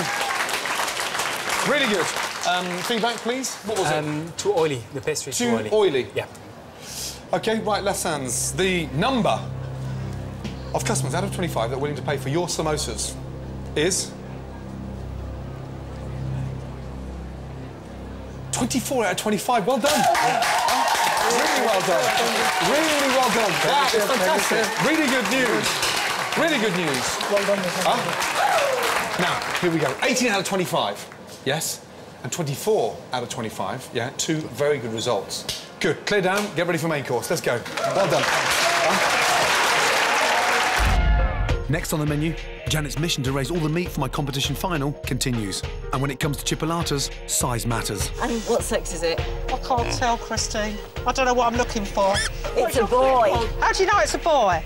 Because it's got Willy. Lenny Henry shows me his Marco Pierre White impression. Now, both restaurants are going to cook their main courses with F-word diners. First up, Lasagne. Okay, gentlemen, we've got pan-fried fillet of bass with the Bengali fish broth, please. Lasagne's fillet of sea bass in Bengali fish broth is a modern Indian dish, derived from a traditional recipe. First, Akhtar heats mustard oil, adds mustard seeds. Just a generous pinch, and we're going to wait for that to start popping. Curry leaves, onions and garlic, and allows to sweat. He then adds 2 whole chilies, snapping them at the ends. The seeds stay inside, but what we're trying to do is get the flavour, because we don't want it to make it too hot. Akhtar adds turmeric, coriander and chili powder. A little bit more than the coriander, 3 times as much as the turmeric. Next, fish heads, full of intense flavour. Akhtar is using Roy, Bengali carp, which adds to the authenticity of this dish. Then he adds tomatoes, coriander, water and simmers. After an hour, the broth is strained. He cooks potatoes in the broth and adds lime juice. The sea bass fillets are seasoned with turmeric, chilli, then coated in rice flour. It's going to help us get the skin very crispy. They're fried skin side down and turned. Pan-fried fillets of sea bass in Bengali fish broth, served. Akhtar, what's the secret behind that broth? The major flavours that are coming through on that is the coriander, garlic and tomato with a hint of chilli or a bit of a kick. Looks very nice. Side, please. Lovely. Akhtar, yes, from a chef to a chef, yes, I know if you don't get 50 out of 50 paying for your main course, you're going to be gutting tonight. Come on. I'm going to try. You can't let this boy beat you. Come on. This is what Curry Corner have on tonight's menu. Curry Corner's signature dish is monkfish in saffron cream curry. First, Shamsul fries some fresh garlic and ginger. He then adds salt, cardamom pods, cloves, bay leaves, and stirs in a whole crushed cinnamon stick. Shamsul adds onions and red peppers with tomato puree, cumin, turmeric, coriander and chili powder, measuring by eye with his 40 years of experience. Then he lets the flavours really infuse. Now it's fish. Shamsul then coats the monkfish with pepper, mustard seeds, fennel seeds and ajwan, an Asian spice that tastes a lot like thyme. He then fries the fish. To finish the sauce, Shamsul heats a spoonful of his spice mix in a pan and adds cream. Then milk with saffron and lime leaves, a chopped spring onion, vine tomato and fresh coriander. Finally, he adds his monkfish, coconut milk and shredded coconut. It's complete. Monkfish and saffron cream curry, served. What makes that dish stand out? The very, very subtle flavouring from the spices. But it's a very delicate flavour. Akhtar's broth has a strong, pungent kick to it. Yours is very delicate. It's very delicate because the fish is very delicate. Right. And all we need is something to just lift the sweetness of the fish, which is the most important part. Each dish is looking like the first. Let's go. Well done, Shamsul. Yeah, Service, thank please. you, chef. Service, please. Let's go. Right, now it's time to check on Janet Street Farmer. This year, I'm challenging Janet Street Porter to raise all the meat for the competition final at the F-Word restaurant. Last week, she started a farm with 7 miniature Dexter cattle. Look, I'm in charge now. This week, I'm adding to Janet's challenge. With the rarest breed of pork we've ever had in the F-Word kitchen, the woolly Mangalitsa. To help her choose 3 piglets, I've sent her to meet an old friend, pig expert Christine Coe. I've forgotten my wellies, so I hope they're not going to be very wet. Is that a pig? That is a pig. Looks like she's wearing a wig. You sure this pig hasn't got a toupee on? No, look, give her a stroke. Do I have to? Has she got fleas? No, she'll be all right. Mangalitsas were first bred in Hungary in the early 19th century. Closely related to wild boar and with a nervous temperament to match, Mangalitsas produce beautiful meat with a stronger, gamier flavour. And as the fattiest pig in the world, they're perfect for salami, cured loin and bacon. There you are. Oh, it's so wiry, isn't it? It's wonderful. Oh, my God, it's like a coat of pubic hair. Well, not like any pubic hair I've seen. Anyway, enough about the sow. It's time for Janet to meet her piglets. This was taken just over a couple of weeks ago. Ugh. It's not. There you are, there's the first one. Oh, God, looks like a little rat, doesn't it? Yeah. So they're so tiny when they're born. Absolutely, but they're straight right into the teat. So they're highly intelligent. They are. They always sniff the mum's bottom because that's how they recognise them. Oh, no! It's all about bottoms. Well, I know they're going to be tasty because I've just eaten a sausage made from one of their ancestors. 6 weeks have passed, so they're ready to go to their new mum. And Janet's 3 now not-so-little pigs are arriving in Yorkshire. Oh, sorry! Before they can go into the brand-new pen, Janet needs to give them a quick health check. Can I wear these? Yeah, I'm not going to wear them because I need to be able to feel Christine, to grab. you're at one with pigs. I'm on a learning curve. Oh, calm down! Now, we have to try and stay very relaxed around them. Right, look at its eyes, nice clear eyes. They're not runny. They're not runny. Nose, not runny. Not very runny. No, you're fine. Trotters. Trotters look perfect. What zinky little trotters you've got. Can you just have a look at the bottom to see if he's got the runs?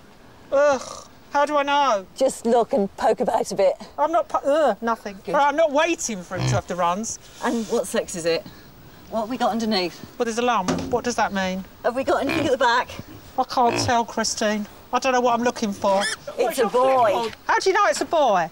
Because it's got woolly. Probably the I saw a lump. That'll do. Oh, stand still, for God's sake. 11 kilos. Right, meet your mate. So that they're ready for the F-Word restaurant, I need each pig to gain from 1.5 to 2 kilos in weight each week.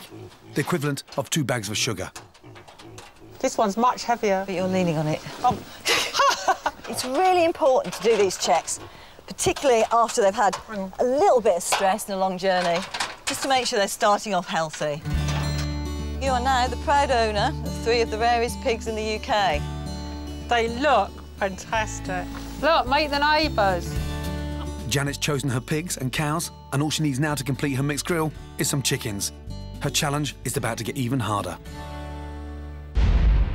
Janet, nice to see you. Fancy meeting you here. Oh, come on. I'm really good to see you. Now, cows last week, pigs this week. Yeah. How are they? They're fantastic. Yeah? They're so lively. Ready? But I picked a special breed of pig, Mangalitsa pig. Do you like them? Yeah, I like their hair. Oh, really?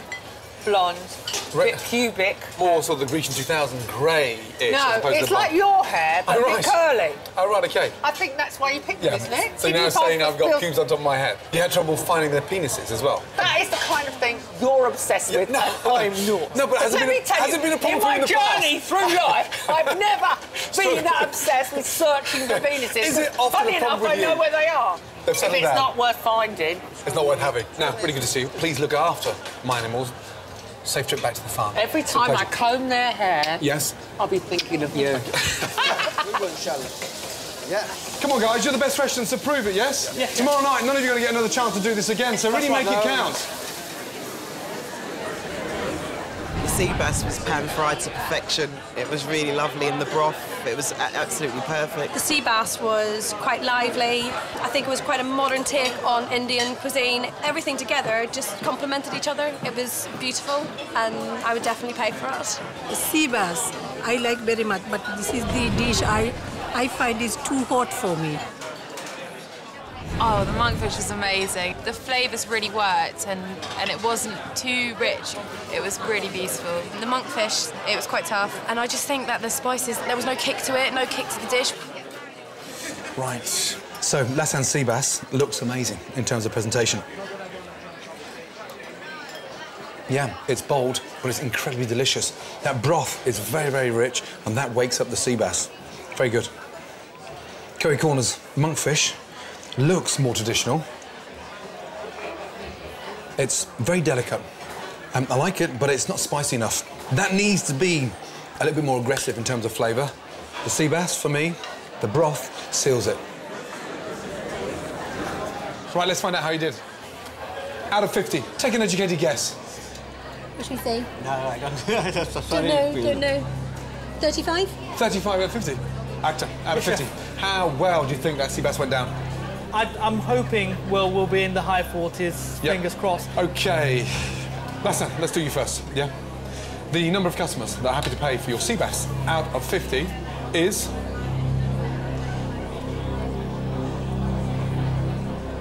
...40 out of 50. Well done.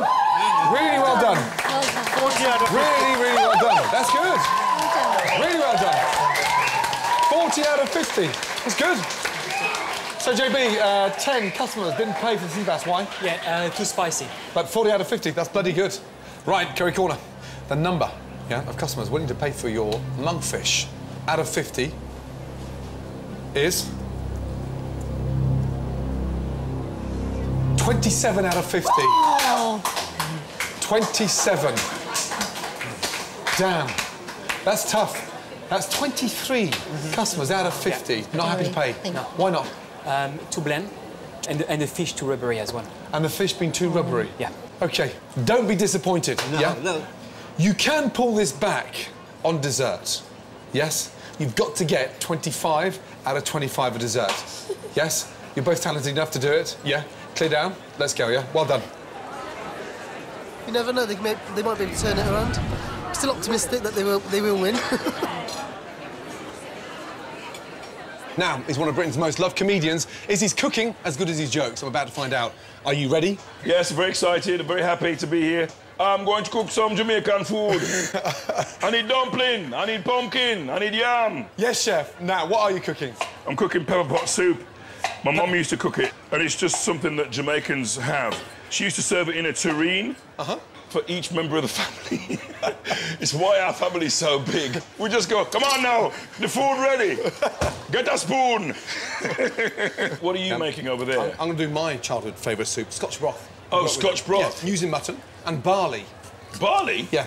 I don't know if you've got food like this, but it's one of those things where you miss it. And so, you know, my mum passed away in 1998. So when I eat it anywhere, like there's a place in London called Savannah Jerk, which is a very good Jamaican restaurant that I love going to. And they gave it to me the other day, and I sort of burst into tears. Really? Yeah, because it's memorable. Well, it's one of those evocative meals, you know, that you kind of think, OK. Of course. So how did Dawn and your mum get on? Really well. They bonded straight away? Oh, yeah. First time Dawn came to my house, right, my mum used to do this, it was like a cooking test with every new girlfriend, you know, and my mum used to bring this plate of food out like this that was like 8 feet high. And it was chicken and rice and dumpling and green banana and yam and sweet potatoes. And literally, Dawn's head was like that, over the top like that. Enjoy yourself, darling. And so, and what you got to do is you got to show that you got some heart and eat it, you know. Yeah. And she did eat it. I was very proud of her. Clearly, she passed the test. Yeah, she passed the test. How is your namby-pamby Scotch broth with barley going? This is my mother's recipe. Excuse me. I apologise. Your mother is a fine woman. So Scotch broth, like Lenny Henry, we're using a mutton, partly cooking the mutton in a light stock for 20 minutes, so it gets really nice and tender. The important part, bring it up to the boil and skim the top. Vegetables, celery, carrots, swede turnips, and then barley. OK, what I've done is I've put the meat and the kidney beans in to boil. It says boil, typical Jamaican. Boil the meat and the beans for 20 minutes non-stop until them done. And then put in the vegetables and let them simmer. So I'm doing the meat bit first. You've had some fantastic reviews from Othello. Is Othello a character that you can relate to? I can relate to him a lot, actually, because he's the only black guy in the village. One of the first schools I went to, I was one of 3 black kids in the entire school. If anything got stolen, they'd just go, black kid! Black kid 1, get over here. Did you do this? As you know, Dawn was a guest in the F Word, which I had the most amazing snog.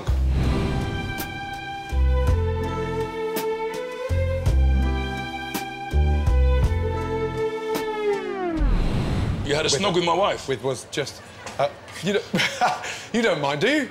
Yes, I do mind. Put your willy on this block and let's make toast. She left something.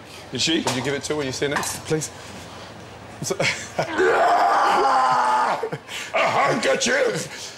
Are there any times... Very good joke, Gordon. It's not like you. Are there any times across the show, live, that you forget your lines? It's a live performance, you know. There are going to be times when your concentration might slip for a brief second. Do you ever get tempted to throw in a little joke, like a okay, something? No? You can't say okay in the middle of bloody fella. Nuts. I grew up in Stratford-on-Avon. Where is the handkerchief? Katanga, my friend. You can't do that. I was very tempted the other night. I started saying something 3 times. The tyrant. The tyrant. The tyrant. And I was so tempted to go, Shaka Khan. The tyrant. So the mutton's been cooking now for 25 minutes. It's now nice and soft. All that fat has been removed. Adding that into the vegetables and then topping that up with the stock. Barley's in, so it's just started to open up. And this is the stock that the mutton's been cooked in. Bring it up to the boil, create the seasoning, turn it down and let it simmer. I'm trying to make the dumplings now. I've also got Scotch bonnet pepper in my eyes. I've had to take one of my contact lenses out because I'm clearly dying. Right, now both soups have to cook for 20 minutes, then the blind tasters will pick a winner. And I can already smell victory. Something burning over there. God damn! God damn! I think I put too much Scotch bonnet in there! Right, welcome back to the F Word. Now, time for the results of the recipe challenge. First, we've got to plate up. Ready? Yours smells delicious. Good. Right, JB? Yes? Off you go. Good luck. Thank you, JB. Are you doing an audition for a boy band or something? How are you guys? Hi. Okay.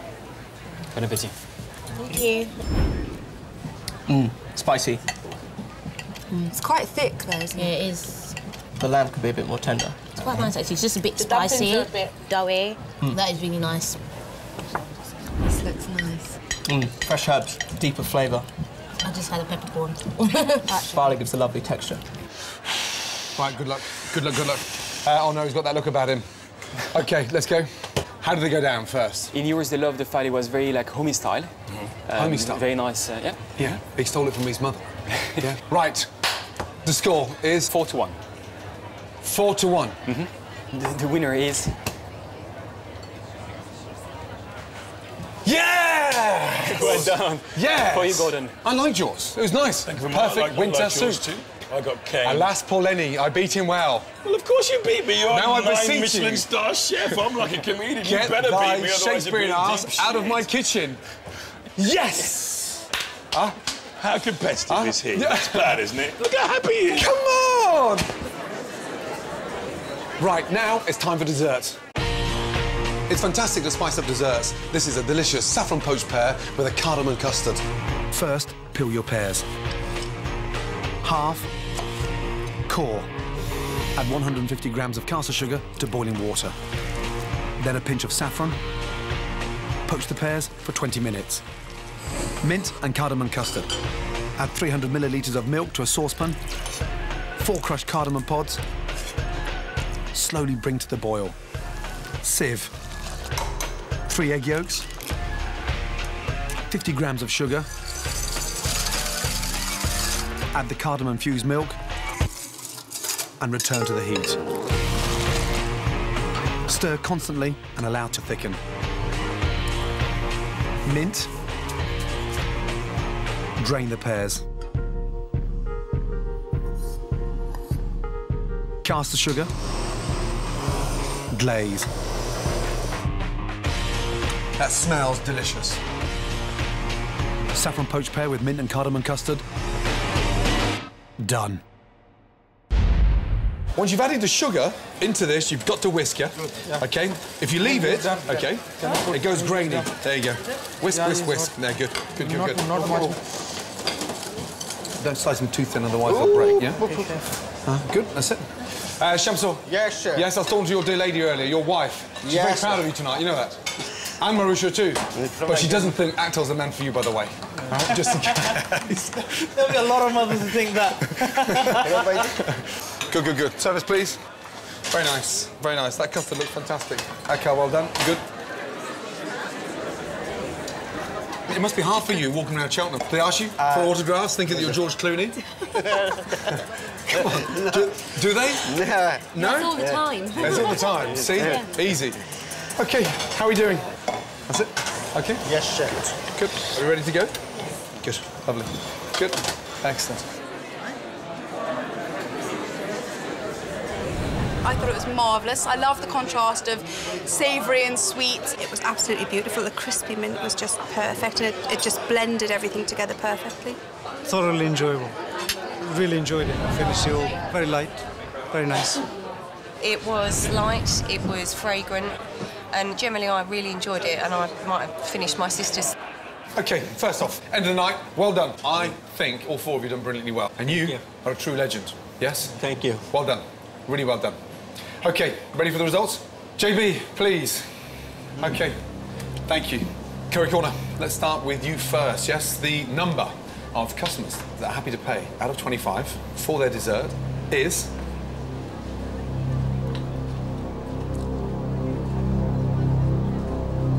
...19 out of 25. Well done. Really fantastic. Huh? That's great news. That means, in total, you have got 64 out of 100. Well done. Right, really well done. Really good indeed. OK, Lassan, this is a big moment. It is, sir. The number of Edward diners, yes, that are happy to pay out of 25, yeah, for your poached pears is 12 out of 25. But there is good news because you have a total of 76 out of 100. You're the winners. Well done. Congratulate them. Well done. Really well done indeed. Well done. Great start. Great middle. Yes. Mediocre ending. Well done. Really well done. Well done, my darling. Congratulations. You. Now, all of you, do me a big favour and get out of here and get yourself a lassie. Well done. Thank you. Really well done. Well done, well done. Excellent. The sensation is absolutely amazing. I mean, we've made it so far, and to have won as well, I mean, I'm just shaking inside. I mean, it's just... So, Lassan are in first place on the F-word leaderboard. But can they hold on to the top spot and go through to the next round?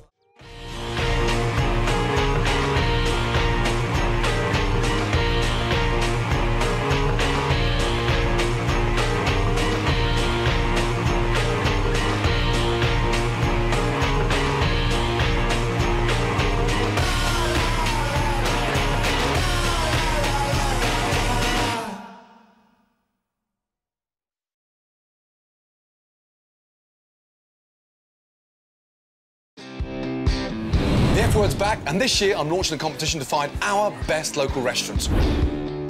I've always loved independent restaurants. Across Britain, you'll find them week in, week out, proudly serving their customers fantastic food at great prices.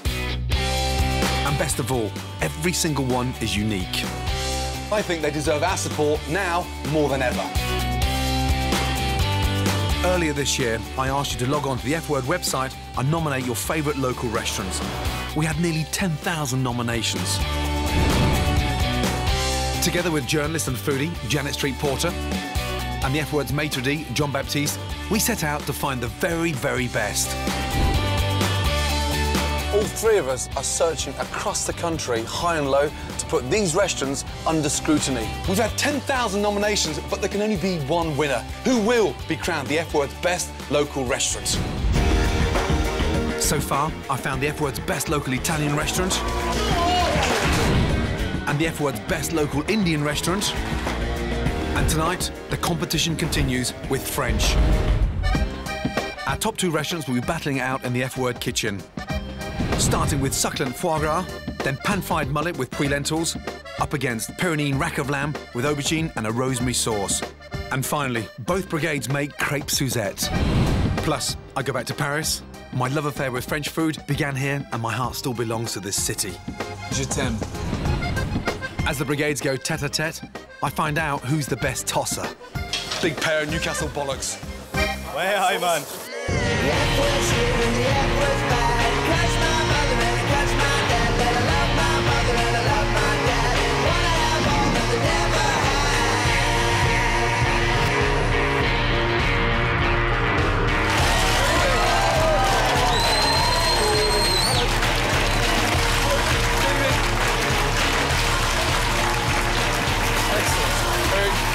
Bienvenue.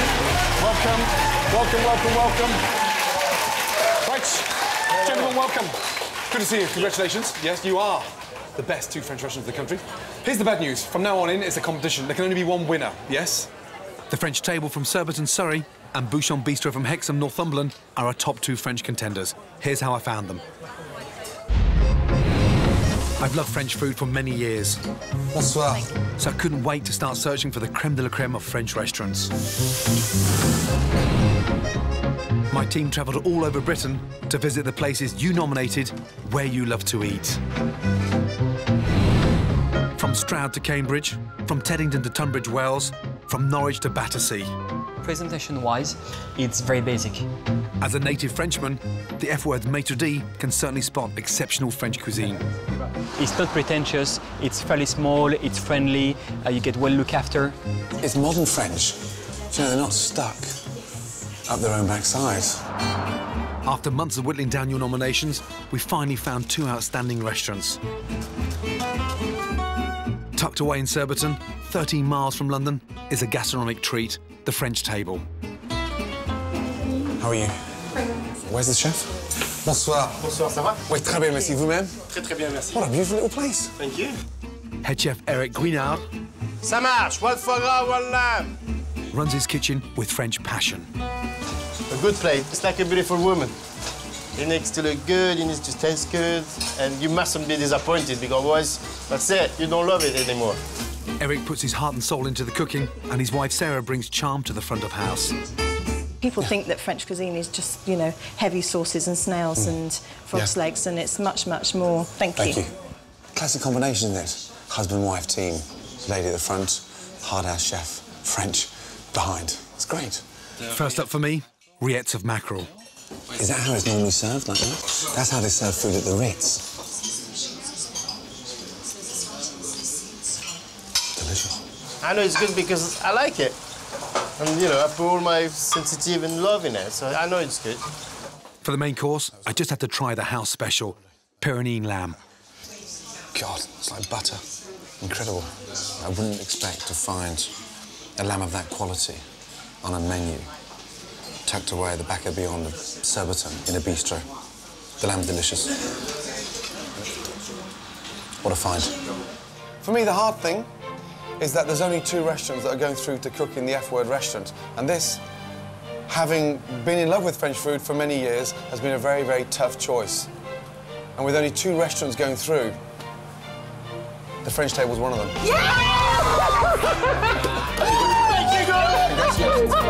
Congratulations. Well done. Brilliant. I mean, Can't believe it. Really can't believe it, and just think that... quite exciting. I'm very excited now.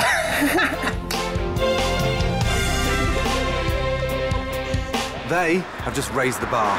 It's going to be fucking hard to beat them, I tell you. That's one of the best dishes I've eaten all year. Oh, thank you. Yeah, but I mean, really nice. The French Table in Surbiton is through. And I've found an amazing restaurant to take them on. Bouchon Bistro is in rural Northumberland in a small town called Hexham. It's a local favourite, and I knew just the man to check it out. Is that great? Hi, nice to meet you. How are you? Good, John Baptiste. Nice meeting you. John Baptiste grew up in restaurants, and his uncle ran one of the most amazing restaurants in Lyon. So if there's one person that can spot an amazing bistro, it's definitely John Baptiste. Run by Greg Bureau, the Bouchon has only been open for 2 years, but its reputation is spreading as the most genuine French restaurant for miles around.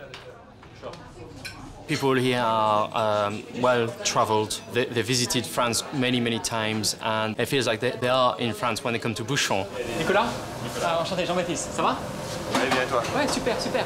Nika Guil is the head chef. He first fell in love with cooking as a boy growing up in Brittany.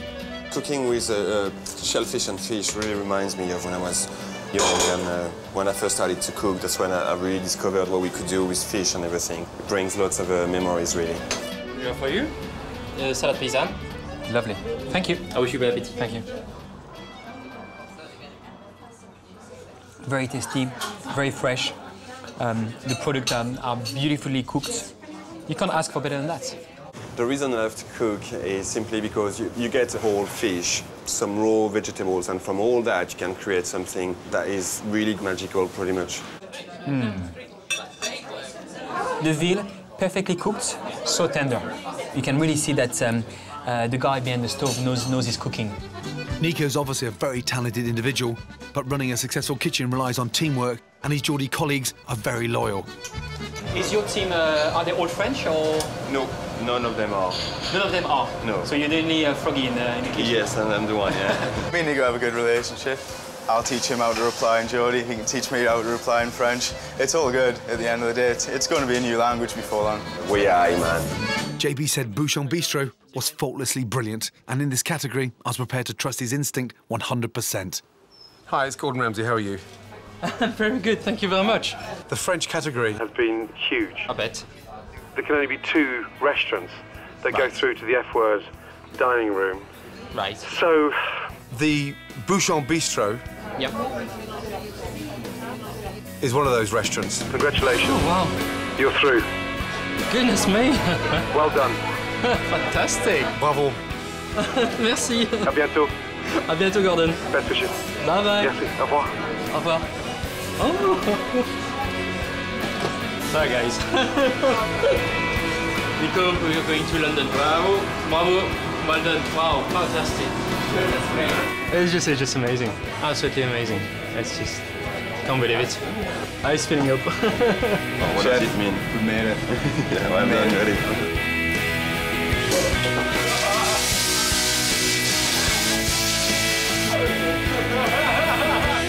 So I've found my top 2 French restaurants. Will the F-word diners prefer the Bouchon Bistro's simple charm, or the French table's elegant fine dining? Who will be crowned the F-word's best local French restaurant? We're about to find out. This needs to be the best service of your lives. Now, don't let your restaurants down, and more importantly, the F-word diners. Yeah, they're here for a phenomenal experience. Make it count. Yes, let's get cooking. Bonne chance. Merci. On your sections, let's go. Merci. We're back in London at the F-word restaurant. Tonight, we're going French. From nearly 200 nominations, we found the F-word's best 2 local French restaurants. Bouchon Bistro in Northumberland and the French Table in Surbiton. They'll both be serving 25 portions of their own starters. If the F-word diners don't like it, they don't pay. And that includes family and friends. Bouchon, on order 4 covers table 1, 4 foie gras, 4 mullet, 4 crepes. Oui, chef. Excellent. French table, yes, 4 covers table 4, 4 foie gras, 4 lamb, 4 crepes Suzette. Yes, chef. Excellent. So they're underway, and every single plate they send out is crucial. I've challenged them to cook one of my favourite ingredients, foie gras, a French classic that is the ultimate test for these restaurants. While they prepare their own recipes, here's how I do it. Foie gras has to be the chef's ultimate ingredient. Rich, sumptuous, melt in your mouth, and absolutely delicious. First off, caramelise your apples. Core, peel, slice. Hot pan. Butter. Just starting to foam. Apples in. Season. Sugar. Caramelise. Calvados. Thumb over the end.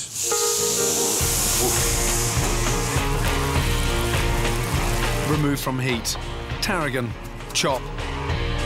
Foie gras. Heat knife. Slice. Salt. Pepper. Hot pan. No oil, no butter. Fry. Remove. Rest. Slice. There's a caramel from the apples. Salt. Foie gras with caramelised apples. Done. Gentlemen, remember, this is not a race. I want those dishes looking, yes, perfect, Sexy. yeah? Oui, chef. Sexy. Both restaurants are cooking their own recipe. It's a fascinating battle between fine dining and rustic bistro cooking. But who will come out on top? Bouchon Bistro in Hexham near Newcastle serves no frills, classic French food. Basically, it's simple, rustic, and flavorful. Bouchon Bistro are pan-frying their foie gras and serving it with spinach and pain épice. This is a sweet French bread that they bake in their own restaurant that will complement the richness of the foie gras. Good. Now, Nika, what was that you put on there? It looks like a biscuit. What is that? It's a pain épice, so pain épice. It's a bit like a gingerbread. Yeah, gingerbread. They look fantastic. You happy with those? Very happy, chef. Yeah, and why is the gingerbread on top and not underneath to absorb the fat? Why is that? Just to keep the crisp of the gingerbread, that's all. So it doesn't go soggy on the spinach as well? That's right, yeah. Lovely. Right, Eric, on you go. So what are you putting underneath there? What is that? That's toasted brioche with a bit of walnut. Walnut brioche? Yeah. And where did you buy that from? We made it. You made it. Good. I like that. They look beautiful. You happy with those, yes? Yes, yeah? gorgeous. Good. The French table in Surbiton serves fine dining French food in a relaxed environment. When you're in the French table, this is France. You have to show your passport when you come in. They are serving their foie gras on top of a walnut brioche with a fig and muscat grape chutney and pickled walnuts. The chutney is seasoned with mignonette pepper, a blend of peppercorns used in French cooking. Now, Eric, at the weekend you do cookery classes for your customers. Yes, we do, What kind of things do you teach them? We teach them, there's one Saturday morning where we do bread classes. Bread classes? Yeah. Yeah. Now, how do you teach them to make good bread? It's a special secret, Gordon. Special secret? Yeah, please, whisper me. Huh? Whisper. It's the titties. The titties? Yeah. You need to feel like it's titties, you know, when they come back in your hands. So you need the bread? It needs to feel like titties, you know, when they're nice and Okay, firm. okay, right. Okay, Nika, well done. Thank you. Yeah, well done. Excellent. Guys, those first two tables look fantastic. Keep them all like that. They're all like I'll that. be surprised, yeah, if anyone refuses to pay for that foie gras. Here's why French food is the envy of the world. I'm going back to my beloved Paris to find out about one of the most famous French foods of all, the croissant. As we Brits embrace coffee shop culture, the croissant is fast becoming our favourite breakfast, and last year we ate a staggering 60 million of them. But the majority were mass-produced by machines in factories, and they can often contain additives for taste, colour, and to make them last longer. Sadly, the majority of the croissants we get in this country taste like old cardboard, so I'm off to Paris to learn the art of a perfect croissant. Bonjour. We may expect inferior croissant in the UK, but even in Paris, the factory croissant is beginning to take over. Many French boulangeries are now buying in the same mass-produced dough. And if you want to find a traditional, authentic, handmade croissant, you've got to look a little harder.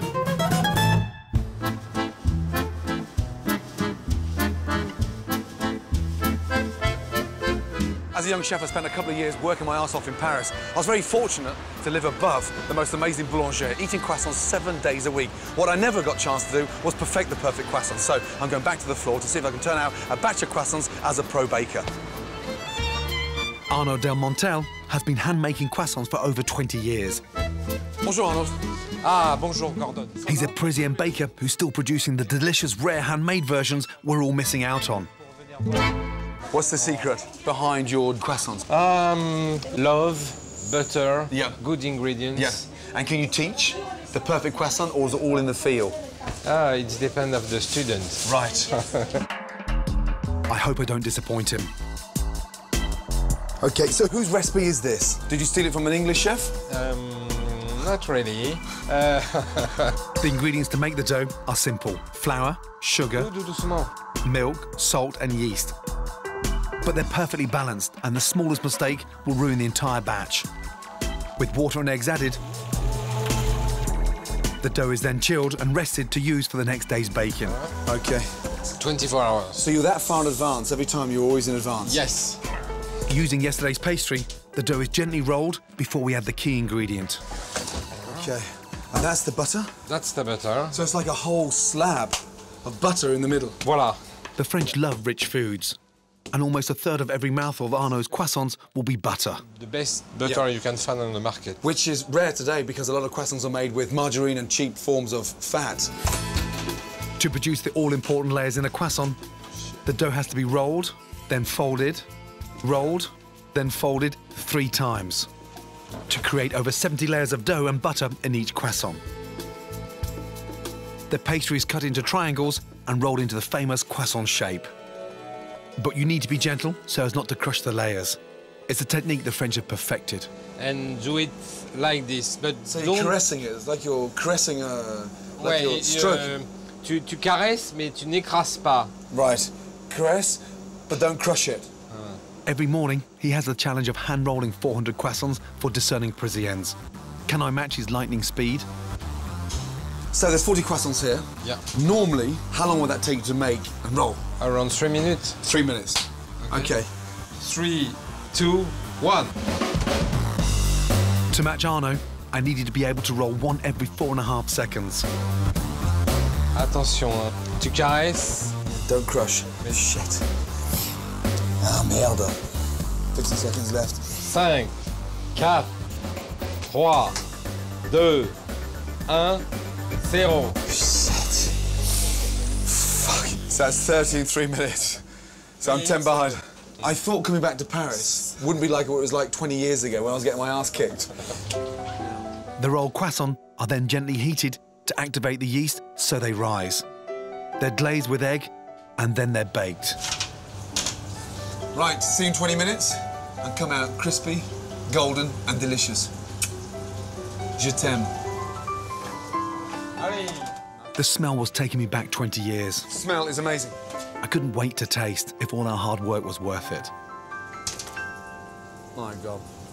Inside, perfect. Slight, moist, crisp on the outside, and that bit there. And you see all the layer here? 25 years of experience. Le dent, inside. Yeah. And some love. Oh, my God.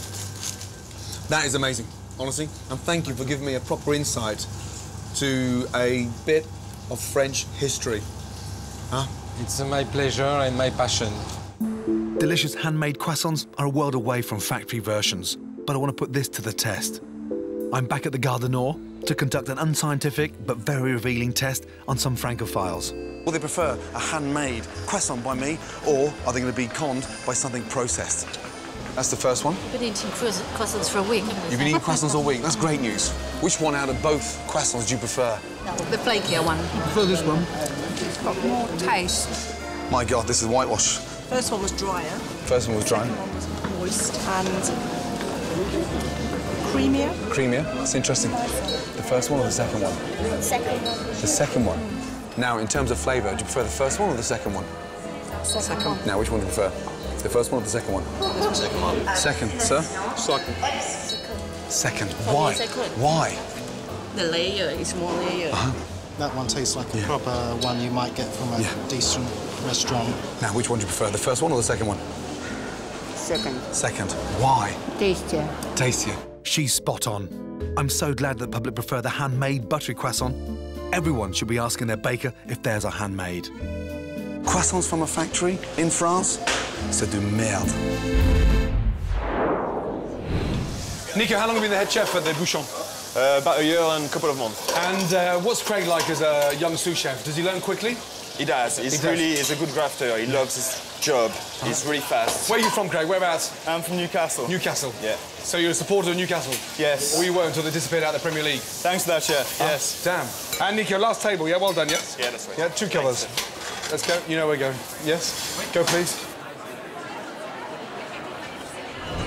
The foie gras, to be honest, wasn't the most overwhelming of the taste. The biscuits are very strong and stays in the mouth, and the rest not too tasty, to be honest.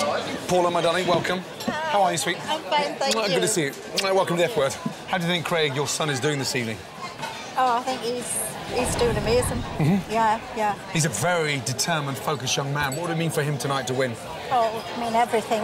Absolutely everything. It just would mean the world to him. You must be very proud of him this evening. You sat there watching him cook like that. Huh? Now, why Newcastle? Why Newcastle? I was sent to Newcastle by my boss in France. Your first impressions when you went up there? Cold. Cold. But the Geordie girls are very, very warm. What was the French table's foie gras like? It was good. I mean, I really appreciated the dish. Maybe a little bit soggy at the bottom, obviously, the fact of the foie gras being on top of the brioche. Would you steal that dish and put it on the Bouchon's menu? No. More importantly, are you going to pay for the foie gras? We are paying for it. You are paying for it? Absolutely. What a gentleman. Foie gras, are you going to pay for it? No. Why not? It was the texture. The texture? Yeah. Just in terms of undercooked, overcooked, or? It was undercooked for Undercooked. This is a tough table, this one. I thought the foie gras was perfect. However, you're the customers. Customers are king. Really good to see you, and I hope you enjoy your main course. Thank you. Thank you, Alan. Thank you. I thought the start was very well balanced. It's a lovely texture of the soft foie gras with the crunchiness of the bread and the walnuts. Texture was really, really nice. Dressing was delicious, and the grapes were they tasted really fresh and crunchy and full of flavour. How are you, Merlin? I'm a little bit nervous. You look nervous. I am very nervous. Great, but you look great and nervous at the same time. Great and nervous. But it's funny because I look at Eric Yep. and then I actually feel really calm because he Right. looks really calm and controlled. Where does that passion come from? Because he is incredibly passionate about food. His grandmother from the Loire Valley always used to cook for 10 children that she had. And I think from seeing that from a very early age, he just took it on. What do you think of Bouchon foie gras? Beautifully cooked, melty in the mouth. I have to say, I think it wasn't seasoned enough, and I think that let it down. The most important question, are you going to pay for it?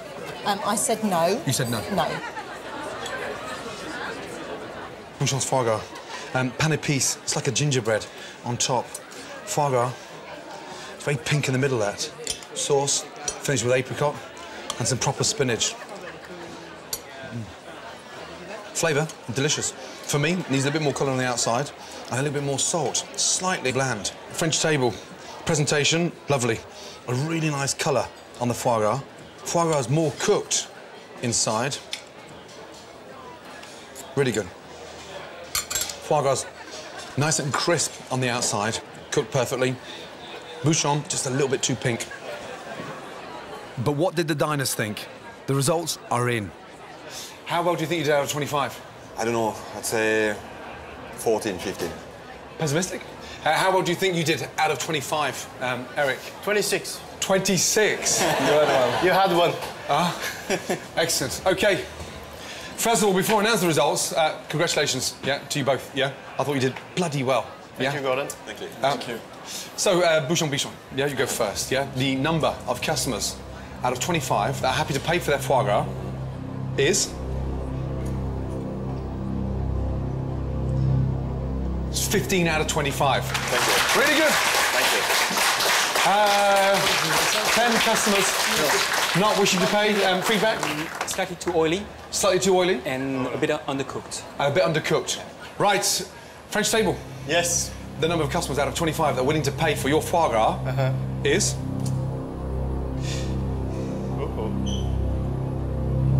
20 out of 25. Well done. Really well done. Really well done. Really well done indeed. Excellent. And the 5 customers that aren't paying. Feedback?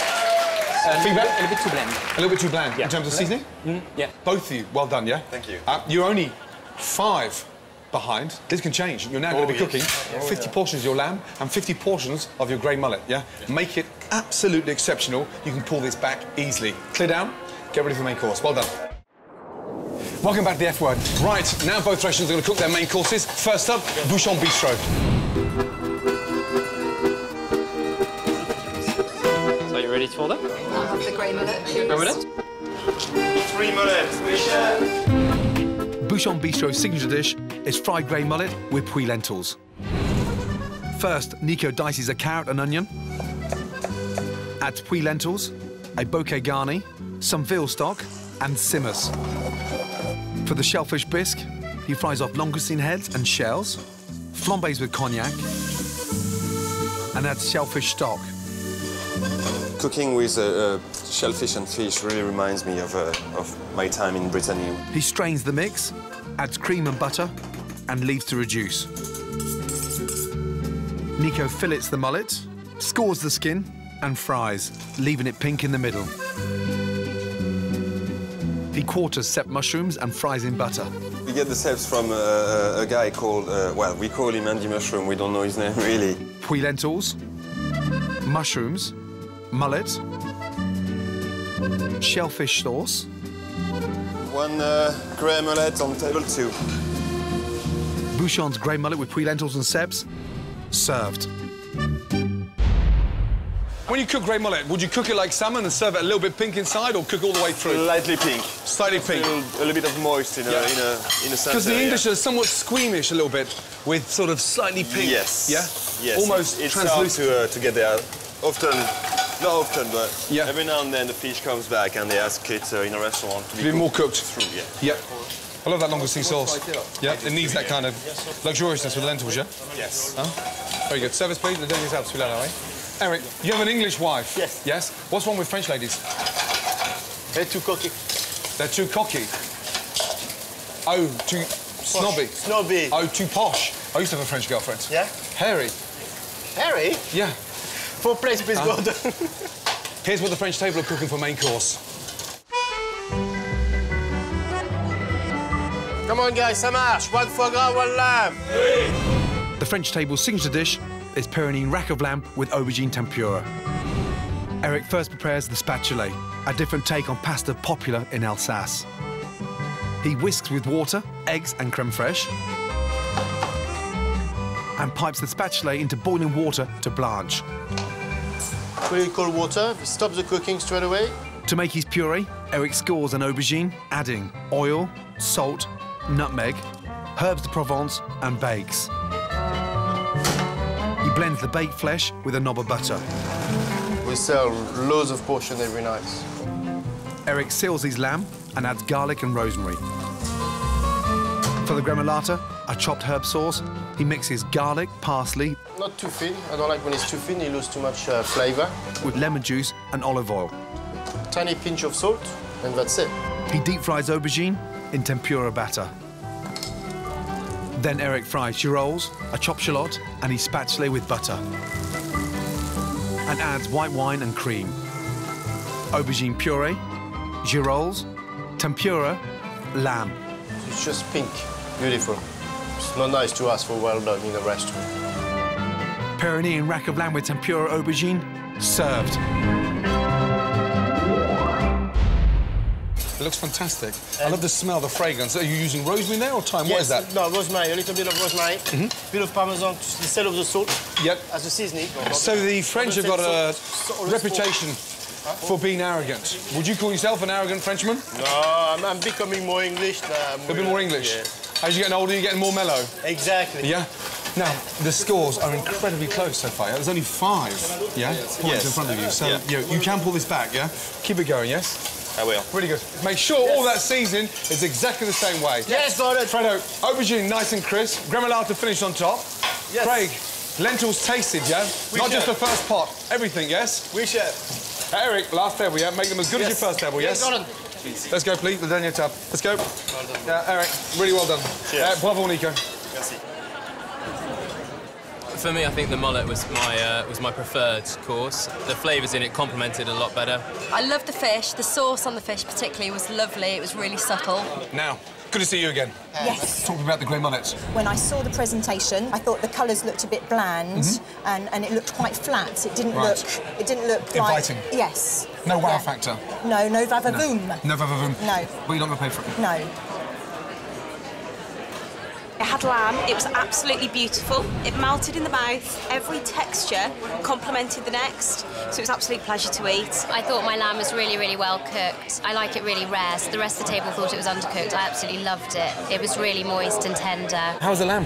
For me, the lamb, it was too salty. Ready. And just that little bit chewy. Big question, are you going to pay for it? Pay for the lamb. My goodness me. You're one tough cookie, aren't you? Oh, yeah.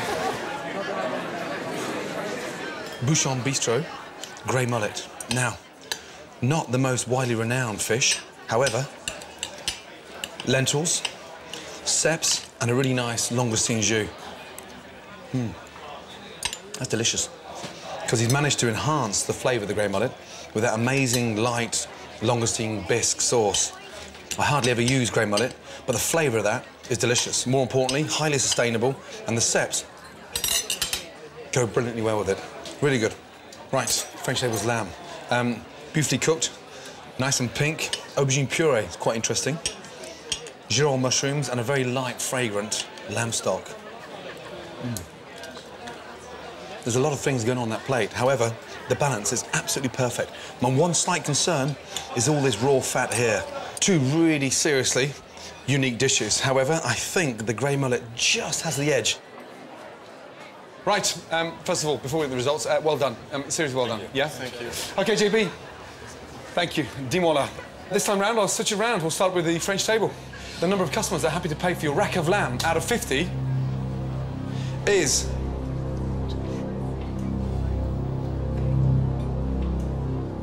...36 out of 50. Well done. That's good. 14 didn't pay. Why not? Slightly undercooked and a Seasoning? bit of lack of flavours. Yeah, but listen, I mean, I find it hard to believe there's lots of flavours in there. For me, I thought the balance worked brilliantly. Fred, you don't look very happy. What's the matter? Because I was expecting a bit more. Yeah, do you want to go and kill a customer? No, I'm not like that. You want to... No? I'm trying to understand because we gave all our love and passion into that dish. And we're a bit disappointed, but that's fine. Yeah. We've got the dessert to carry on. OK, Bouchon Bistro. The number of customers happy to pay for your grey mullet out of 50 is...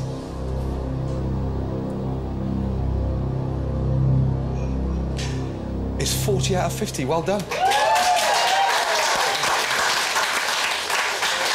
To convince the diners to pay for grey mullet is bloody good news. Well done.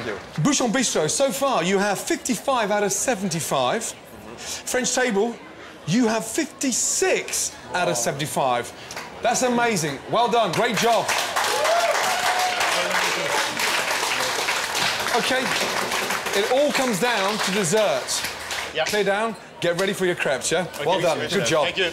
Right, this week, Janet finds out which came first, the chicken or the egg. I've asked Janet Street Porter to provide rare Mangalitsa pigs and miniature Dexter cattle to ensure we have the best possible meat for the final of our best local restaurant competition. But I think she's still got room for one more breed. I've chosen rare Ixworth poultry because they're good egg layers and great to eat. But before she can begin, she needs to answer the age-old question. How do chickens have sex? There's a man in Yorkshire called Chris who knows the answer. And Chris has got just the cocky cockle for the job. He's gone without it now for about 2 weeks. All right, girls, you ready? Sex god is coming. Look at it. Hot to trot. He's having a look. What's that? Is that saying I'm ready? That's it, yeah. That's saying come and get me, yeah. Can I ask you really something stupid? Do chickens have willies? No, they're all internal organs. He hasn't even got a little... No, nothing. Bubbly bit? Nothing. Well, his bum's quivering. I don't know if that means he's aroused. Oh, no, hang on. We're getting somewhere. That's it. That's it, Janet. What's in it for her? Nothing. I think he's getting the taste now. He'll probably be straight onto another one now. He pushes her on the ground. Yeah. Her tail lifts up. Yeah, and he's literally, sperm is just dropping out of him onto her. She then stores it in a sac within herself, and that's that sperm that she uses for the next 2 to 3 weeks. You'll actually see by the end of today, his back end will be covered. It'll be dripping. You'll see it's... Dripping with what? Sperm. Oh, no! Yeah. No, Yeah. too much information. Pretty vile, isn't it? Yeah. It's been a week since Janet sat in on some hot chicken sex action. And now she's taking delivery of a batch of fertilised eggs ready to hatch within 24 hours. Oh, get on with it. The first of Janet's chicks begin to hatch, but it's stuck in its shell.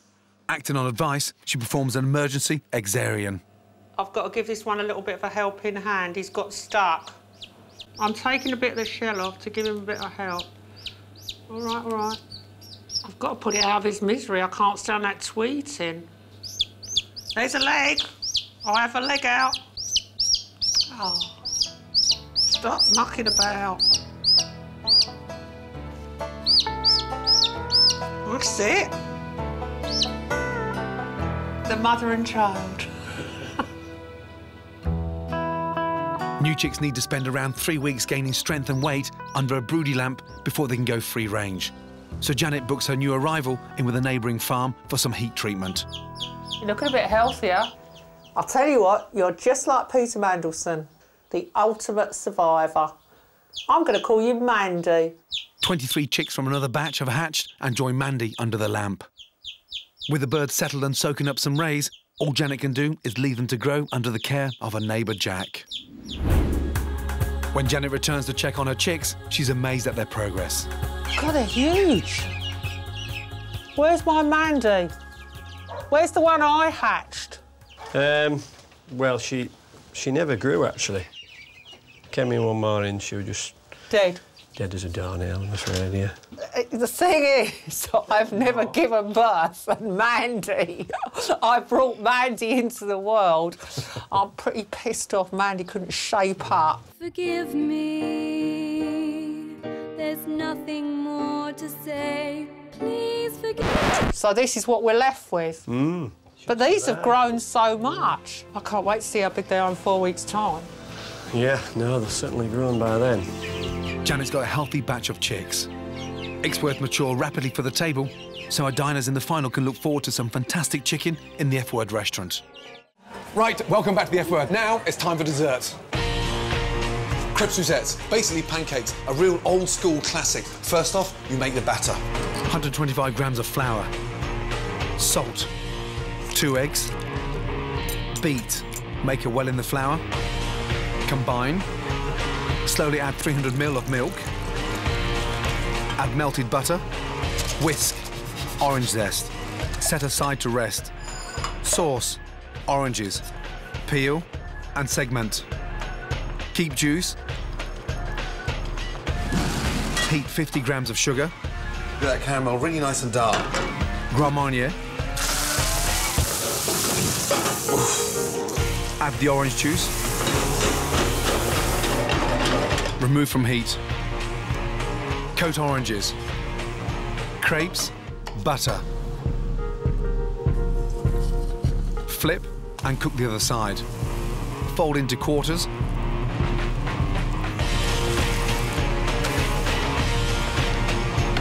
It smells amazing. Spoon over orange sauce. Crêpes Suzette, done. Let's go. Every crepe perfect, Jess? Whoa. Let's go. Watch your face. Fred, no wonder you got no fucking hair left. Ooh. Nico, you've got 5 pans that work at the same time. Eric, you've only got 4 going at the same time.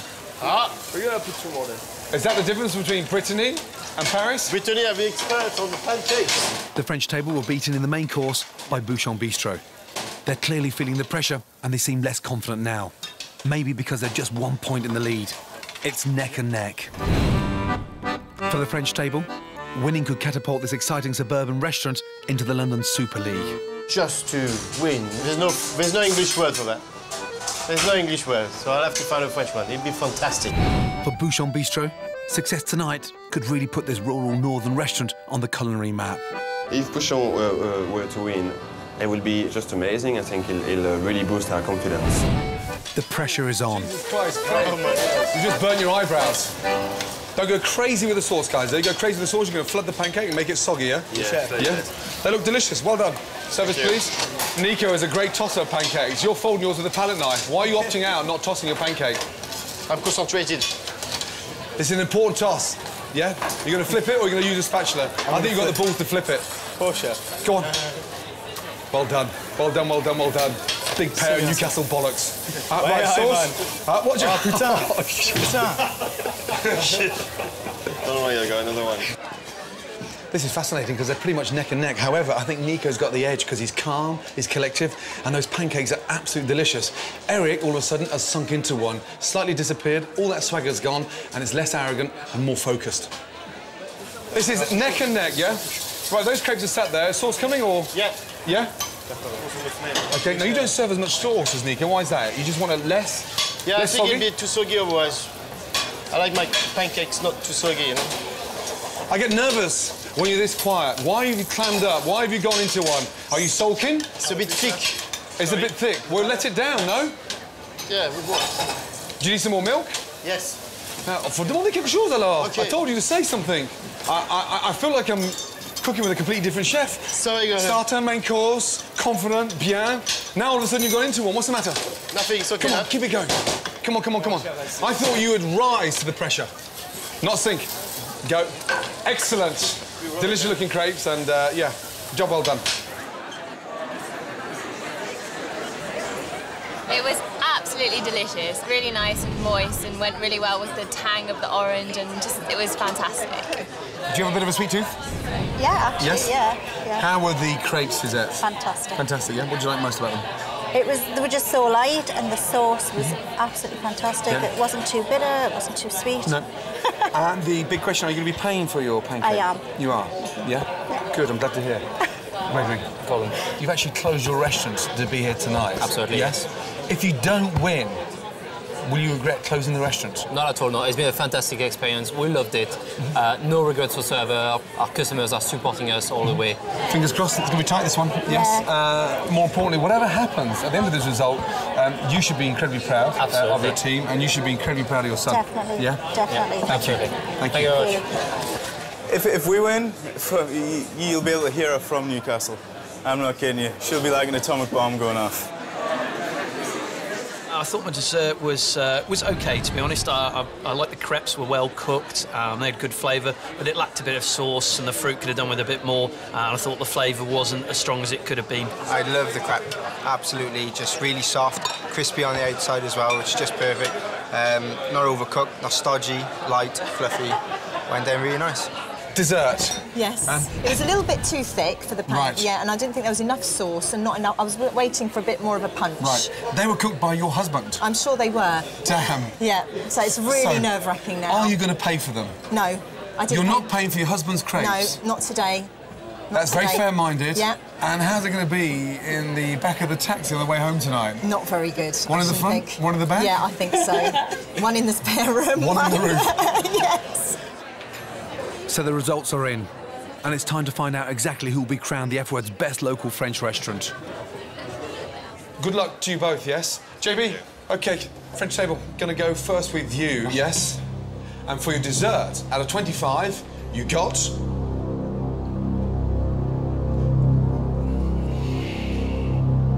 9 out of 25. Whoa. That is a big kick in the bollocks. Why? OK, the main reason is the crepe was too thick. Lack of sauce as well. Not enough sauce on the plate. You adjusted the thickness halfway through. Did you know they were going out that thick? It was thicker than I wanted, yes, but not thick, no. And they were that thick that your wife didn't pay for them. OK, Bouchon, if you get 10 out of 25 of your dessert, you tie. And then I'll decide who wins. If you get more than 10, then you are the F-Word's best local French restaurant. Cool. OK, out of 25 customers, the amount that are happy to pay for your crepe Suzette is...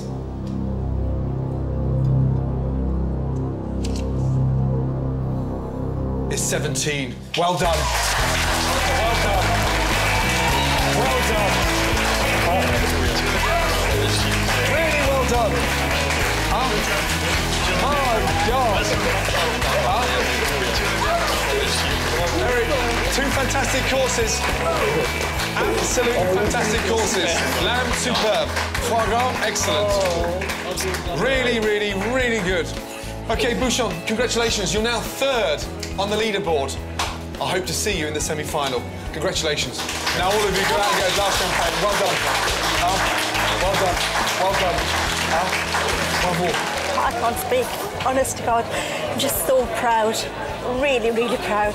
To win this, it is just phenomenal. I really can't believe it. It's just amazing. It's great. It's, you know, the biggest moment of my life. So Bouchon Bistro have made it onto the leaderboard in 3rd position.